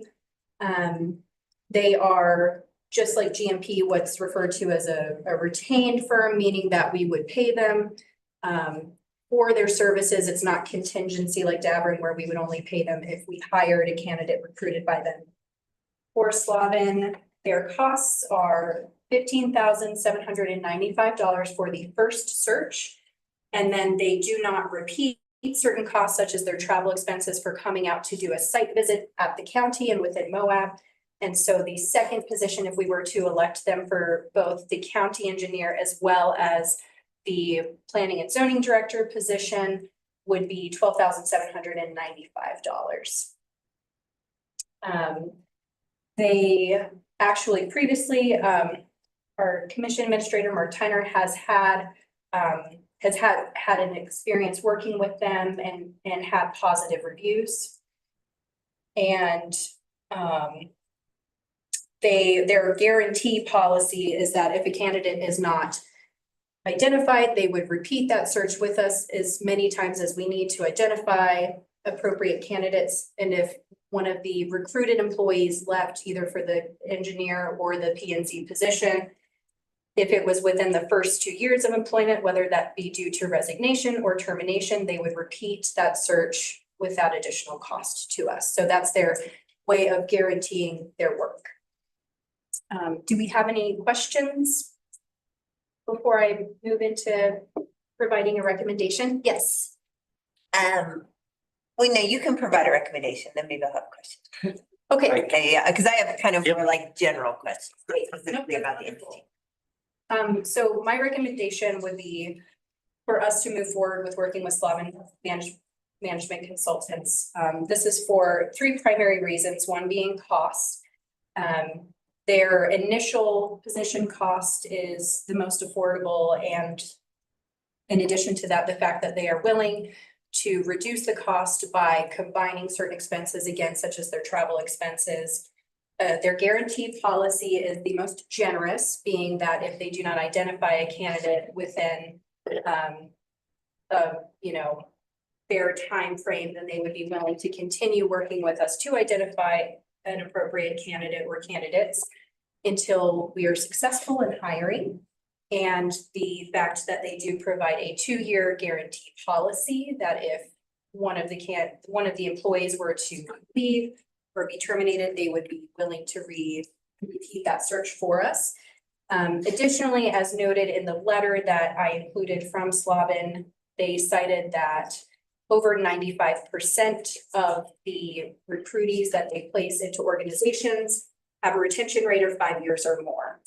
So they also did provide the best, from my experience, having communicated with them, the best customer service. They asked many, many questions to determine that they were in fact the best fit for our needs, as opposed to instead more so trying to make that sell of getting us contracted with them.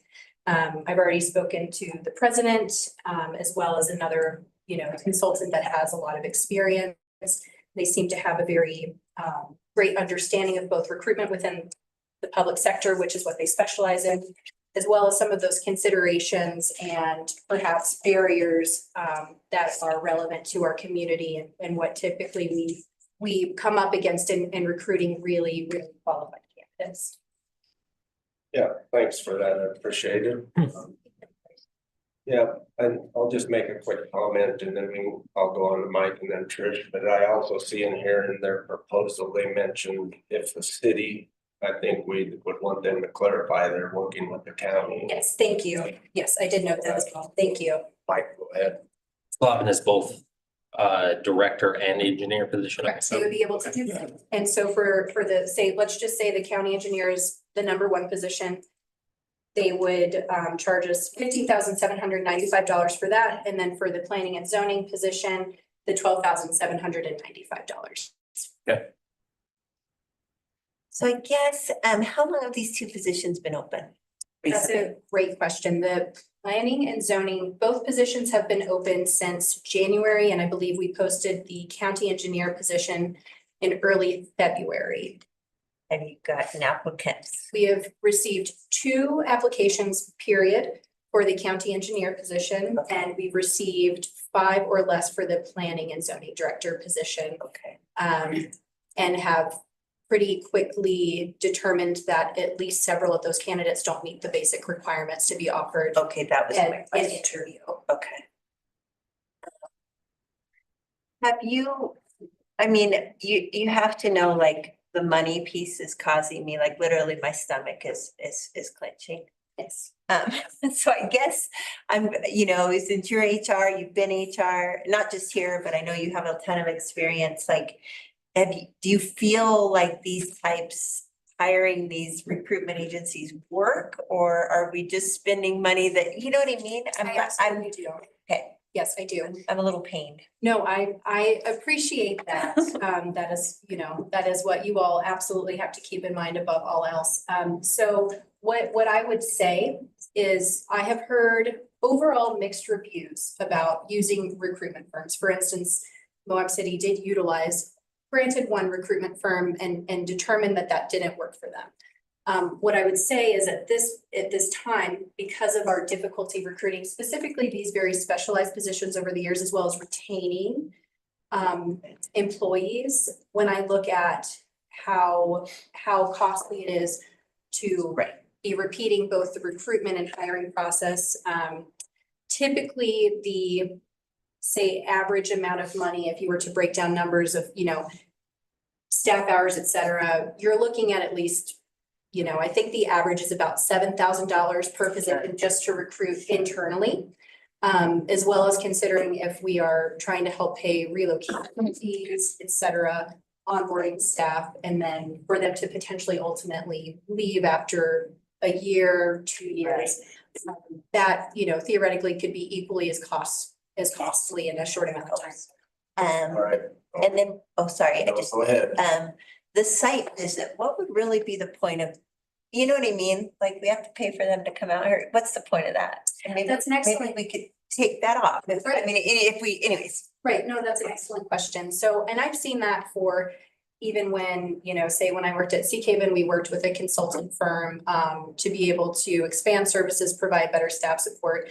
It's typically so that they can understand the organizational culture, so that they can understand the community, and so that they are able to have more of that organic opportunity to sit, interview staff, et cetera, so that they can really understand both what the ideal candidate is, as well as be able to ensure that the candidates they're recruiting understand what they would be signing off. Right, okay, and you'll be able to convey to them the difficulty in housing, Yes, yeah, right, absolutely. I've already had some of those initial conversations with the consultants. okay. Right, I'm gonna go to Brian and then Mike and then I'll make a comment. Yeah, I'd like to make a motion. Oh, Yep, and then we can comments. Yeah, I move to approve Slavin for both the P and Z and the building for the recruitment agency. all right. Motion by Commissioner Martinez, seconded by Commissioner McCurdy. Do we have any further comments anybody wants to make? Yes, sir. County Attorney. Just some comments generally. I echo some of the concerns with having folks, I'm reading through their proposal that states that they're going to want to do in-person interview. They want to be present for all the candidates. They want to have those discussions. I think the big thing that I've seen from higher level positions at the county and higher level positions in the community is that it's the long-term remaining in this community. I see in the proposal that if the person vacates within 2 years, they'll help on the search. One thing that they do is they bill for the search. They don't necessarily bill for like the success of getting an applicant. Am I understanding that correct? If they get somebody hired, like they're billing us as they go, like they have it in their project cost. So they could end up being unsuccessful and that they could redo a search and we just wouldn't incur as much money. Again, this is for the commission. It's your guys' decision. There's some things I don't like very much in the contract. I don't work with these firms regularly. I defer to HR, but there's some things where I think post-COVID, even for our own negotiations with past folks, I'm not using any names intentionally, but we had, virtual interviews, and then when the individual was desirous of coming out here, that they come out. If we were in some really random town that didn't have 15, I don't know how many millions of hours of videos Moab has, I could see the need to come out and explain Arkansas or Alaska or wherever. But all in all, it's a decision for you folks to make. I'd love for it to be contingent on my review because Yes. I haven't been able to look at these ones yet, and if this is what the commission wants to do, I'll make sure it gets reviewed quickly. I'll just note some things and then we'll pass it along. That's what I was gonna say. It seems like you chose a firm today that you should be reviewing the contract.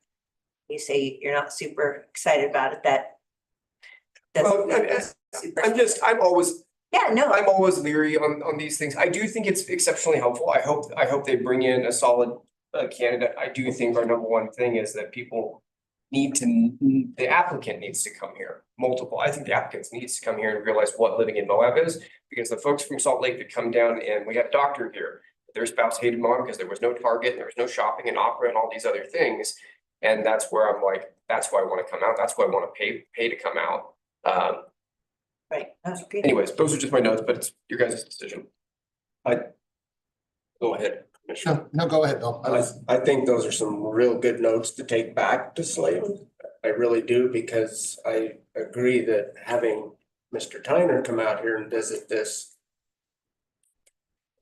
area help with his wanting to come out and then have a job here. So I would see the value also more in the candidate that we get down there to visiting than them, which I do agree they could probably do via Zoom. There is countless hours, as Mr. Stocks pointed out, of 7 commissioners up here just getting along so well, and that they can go back and review and get a feel for what they're diving into. But, you know, I think those are just good points to take back to them. That's all I would recommend. Thank you. And then, Yeah, I'd just like to amend the motion to include review from the county attorney. I'll second his amendment to his own motion. all right. And Yes. I have a question. Are we also, I know this is for a firm to find these positions, but do we also have RFP out there for an engineering P and Z firm to do some other additional work as well, not just the directors, but we do, okay. That's with, Blacknum, yeah. All right, so any further? If not, I'll call for a vote. All in favor? Those opposed? You've turned. I'm not opposed to you, Tess. I'm Oh, I opposed to didn't see spending money. Good. Yeah, on the amendment, I would allow I got your back. the county attorney to review. All right, so that motion passes 5-1 with Commissioner Hadeen. You so very much looking at me like you thought I was just out to lunch. And I'm like, no, I know what's going on. All right, and I'll make sure to follow up with Slab in immediately. Stop sharing your screen. Oh, yes, I'm Thanks. so sorry. I did this last time. I promised I wasn't going to try to share my screen the entire meeting again. I apologize. All right, so I know that Dana was gonna let Todd here. He's online. Great. All right, so we I are didn't up see to Todd. number 7, our Community Impact Board discussion with the Grand County list. Hey, Todd. Hi Trish, how are you? I'm good. How are you? I haven't seen you in a long time. It has been a very long time, You so look exactly the same, and you're in the exact same where you're in some dark, like your, I don't know, your closet or something. some dark closet. I just barely got done coaching baseball the last I've been listening the last 20 minutes or so, and I hurried and ran home. Well, Todd, Whew. Good to see you. with all of that, we can then move forward and you can bring us up to date here, please. Okay. So for me, we're presenting the CIB list for the program year 2026. What we have here, sorry, making motion sick. There's 5 projects that Grand County has on the list from last year. Those are for the Municipal Building Authority, the Spanish Valley Drive multi-use path, the new facility and courtroom renovation. There's an item on there for the solid waste special service district, replace trucks, 1 rear load and 1 roll off. There's another one for irrigation system extension for Spanish Valley Drive, Falcon Ridge to Mill Creek. And the last one is ambulance purchases. So those are the 5 items that were on the list from last year. So I just want to touch base with the commission to see if there's other items that need to be added, or if we need to remove any of those items that have maybe found other fundings or maybe are not a priority to the commission anymore. I'd like to weigh in, Todd, too, that I think that we need to discuss removing some of them. I believe that what CIB is really leaning towards here is shovel-ready projects on this list. Yes. I would think that, where we're talking about trucks and fire vehicles, those are fine, but to have the new facility and courthouse renovation on this list doesn't really make any sense to the CIB board. Now, I'm one of 7 commissioners, but I'm recommending that we pare this down to options that can move forward quickly, because all we're doing is plugging up the system at the CIB level by having some of these other ones on there.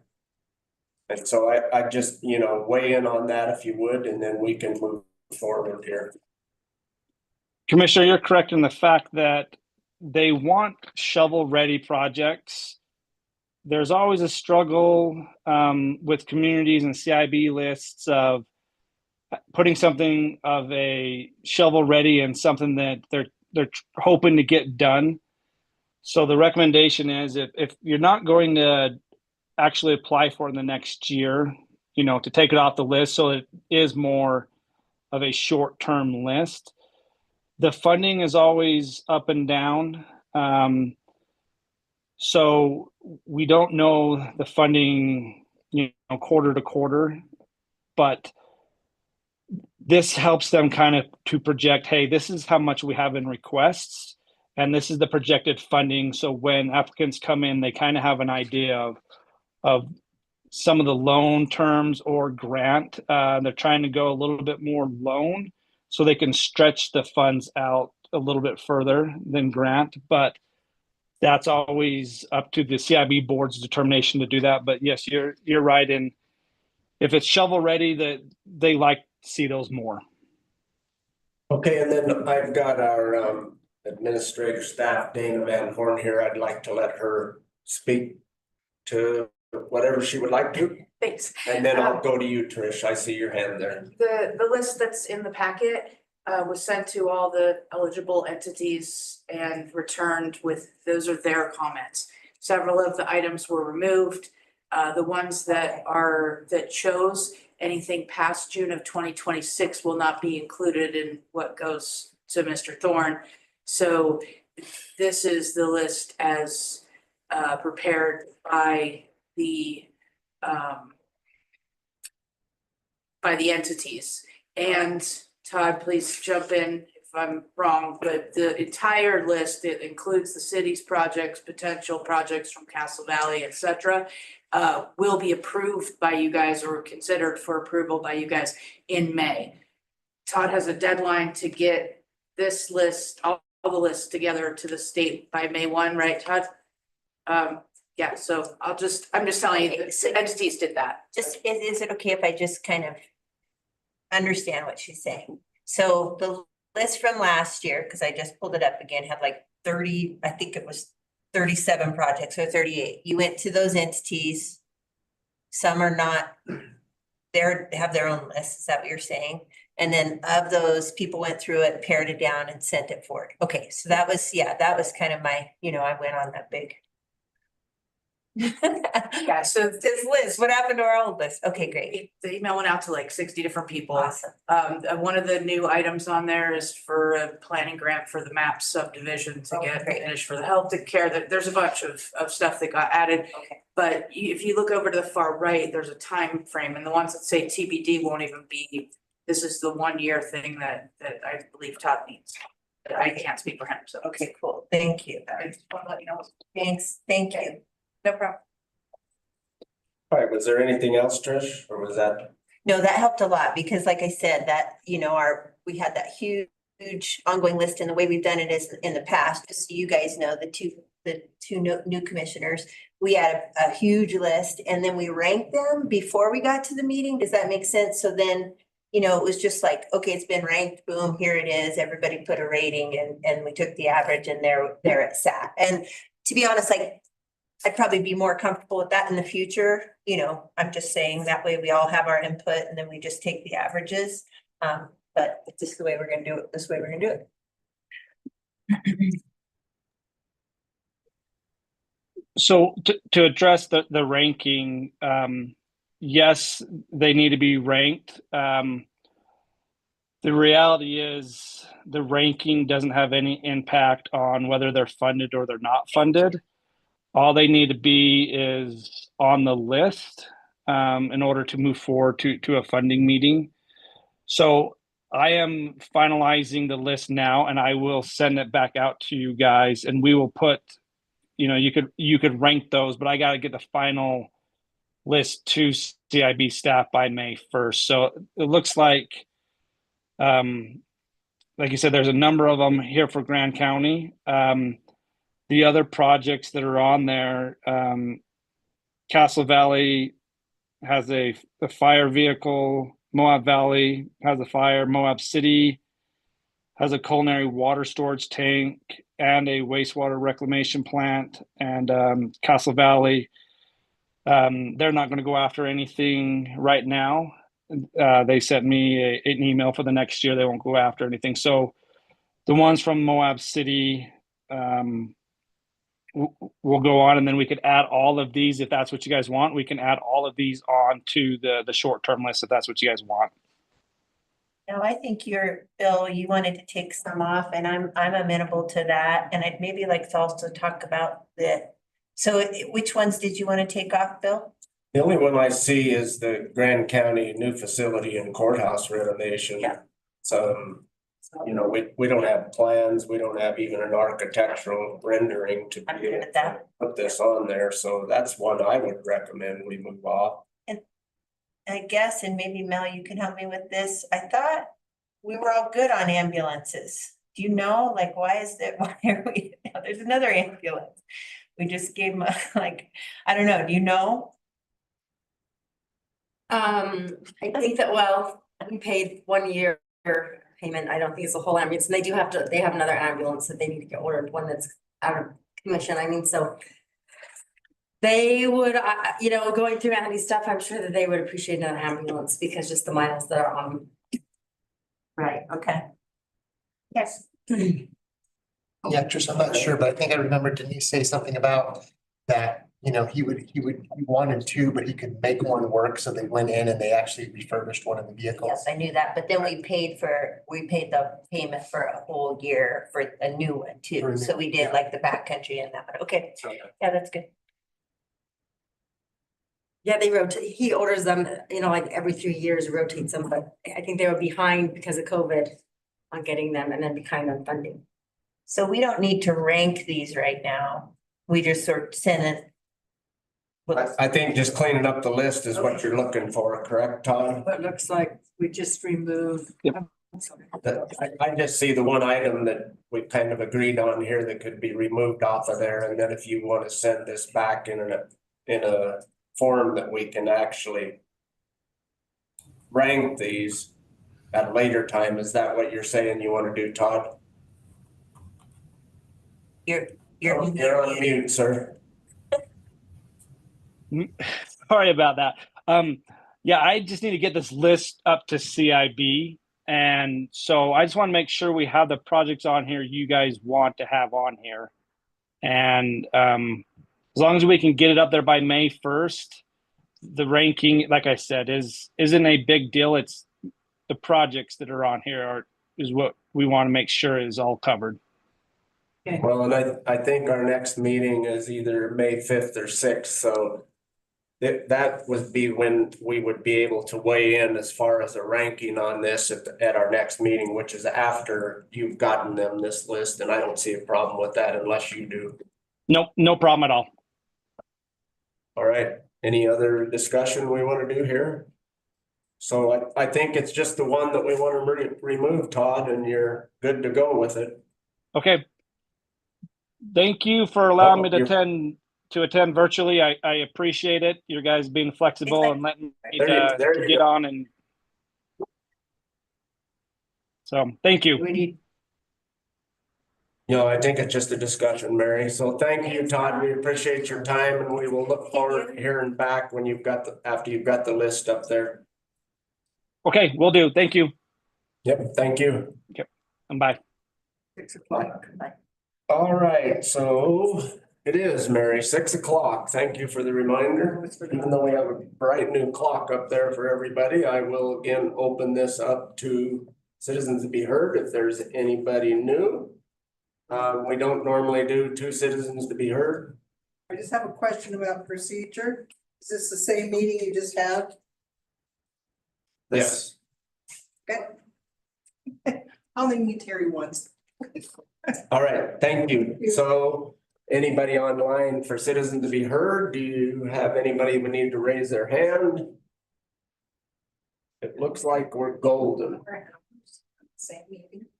I don't see anybody. All right, thank you. So we will move on to our second discussion item. Public infrastructure pro rata reimbursement and reimbursement agreement. Ms. Hoffine, again, thank you. Absolutely. So This is just a discussion. I don't need a vote or anything. I just want to know before I sink a bunch of time into it. And this might actually be better for if we're gonna recruit someone. I didn't know how long I would be handling planning and zoning, but this is something that kind of needs to happen quickly.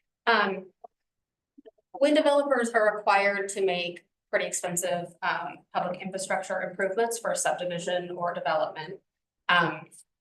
I was just hoping to establish a process that allow them to enter into a reimbursement agreement with the county so that future developments who tap into those infrastructure improvements would be required to pay that initial developer back at a pro rata rate. This is something that we sort of have a very loose iteration of it in our construction standards for drainage improvements. I just want to beef the whole thing up, include roads. Some of the considerations that I will need from you guys is how much money would be required for the initial developer to spend before these would be allowed. Time, how many years, 5, 10, 7, something like that. And then some of the other ones would be how we would decide those rates, you know, would it be on ADTs? So ADTs would be traffic, like would we make them do a traffic study and do ADTs or just the frontage road? Or the greater of those, and then the threshold for, I already talked about that one. And yeah, so that's just kind of where I'm at, and I wanted to gauge your guys' sort of thoughts on it. Okay. So how is it done? How is it done in other communities? So I mean, the way I envision this working would be that when one developer builds it, they would sort of put a notice on that property with the legal description. Any future development it would be on the county to sort of collect those funds and give them to the original developer. It's not a difficult process. It would be done through recordation. So it would kind of come up as a notice in the recorder's office, and then developers would be able to sort of build these new developments for tapping in. I've just got a comment. I mean, for instance, I put in a subdivision, although it's in the city, it doesn't totally relate to what we're discussing. And the company that I was operating under for that development is long gone, right? We put an LLC together for a partnership, built a subdivision, and years later disbanded because we're not developing anymore. How are you going to track down somebody if this happens 10 years or 15 years into the future where you're tying into the development that I or another individual did? Right, well, and so it would be something that they would have to provide the notice. So the original person who built the infrastructure would be the one who was asking for the money. We wouldn't just do it for every development. So if you put in, you know, $120,000 road, and then you put on the notice on that road, anyone who taps onto that road would then be charged at a pro rata rate for tapping onto the road. Similar to an impact fee, but it's not. I see. It's not an impact fee. So it's not just. Yeah, I mean, WISA does this, like it's a pretty, you know. Yep. The process is pretty established. We don't have one in Grant County. Yep. I think it would be something that would help development. I think we have a lot of vested units that just aren't being built because of a lot of these requirements, especially in rural counties where, you know, on the edges where they have to build an entire new road to get. And they're like, well, once I build this, 3 other developments are waiting to then. And so, you know, it's unfair. Marks that you're seeing, but it's. And it's it's an obvious one, and I brought it up at DRT probably, you know, over the last 2 years, but now we have an opportunity. And the ombudsman just did a workshop with us and talked about that. Right? Yeah, standard. Well, Do you see? I better understand it, so I appreciate that explanation. Do you see set guidelines from other communities 10 years out? Percentages of money cost, why that? Yeah, I think it would really depend on the community, and we would have to look at someone with similar issues to Grant. I've looked at a couple. They because Grand County is so sort of individual in what we require and how development occurs here, it might be better to, you know, kind of blaze our own trail on this. Just a thought. I mean, obviously, we would seek guidance from what works in other communities, but because we are so, you know, it doesn't make sense to. Jerry is, oh, I'm sorry, which name did you look at? I looked at Uinta, the Wasatch, and then I looked at one in Arizona.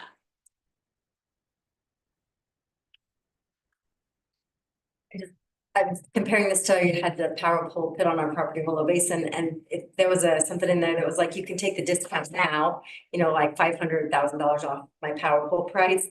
Or I can choose to, if anybody pulled off it later, I can get reimbursed from that. So that was similar, that was in the contract, but that kind of sounds similar to what you're looking at, but in a bigger picture of driveway. So like the power pole, if somebody later on uses the power pole I paid to put in, then I would get reimbursed from their power purchases. But I just said, no, I'll take the discount now, instead of worrying about that later on down the road. So maybe something like that too. You know, but I don't know if we would discount it as a county. Well, so the difference would be that we don't put in a road. We take a bond and say, if you don't build this, we then reclaim the bond and then pay someone else to build it. So they have to put in all of this sort of infrastructure. So it's required work. And then there's some other things that I'm also looking at, kind of that go along with this, buffering. I know that we have some density stuff happening, adding, where buffering is sort of the issue with that. We don't want to create neighborhood problems. So there's some grant opportunities I'm looking at as well with creating sort of using grant money to help with buffering on higher density developments that neighbors don't have. Just some other ideas for helping developers build and putting things on the ground. I think that we're amenable to what you're suggesting, but I think it would help if you had a range of suggestions on dollar amounts or something that we could then vote on. I mean, if we're. Yeah, there's no vote tonight. I just want to, Right. before I sink, 7 hours to 8 hours of my time writing this, I just want to make sure that when I sit here, I'm not just gonna be defeated and then not want to do more. Like you say. I think we're supportive. I haven't Right. seen anybody that is unsupportive, And then, so I'd say we move forward with it. Great. Especially if it might help spur somebody along that's struggling with letting somebody else tie into them and not being reimbursed for it. And just to clarify, this would only happen, it couldn't be applied retroactively. Yeah. Once it's approved, it would be going forward. It wouldn't be anything that was previously built. People stay on it. All right. Have a Anybody hard, else? no, yeah, you'll just have a hard time finding, we have employees that are initiating work. Yeah, I'm not gonna tell you no. So. Okay, thank you guys. Yeah, thank you. We appreciate it. All right, Mr. McCurdy. Make a motion. Sure. I'd like to make a motion. We go into closed session for pending or reasonably imminent litigation and character, professional competence or physical or mental health of an individual. All right. Motion by Commissioner McCurdy, seconded by Commissioner McCandless. All in favor? Passes unanimously, 6 with 1 absent, Commissioner Head. Right. All right, we thank everybody and we're gonna go into the closed sessions. Yeah, I was like, say yes. Don't say anything. Sorry.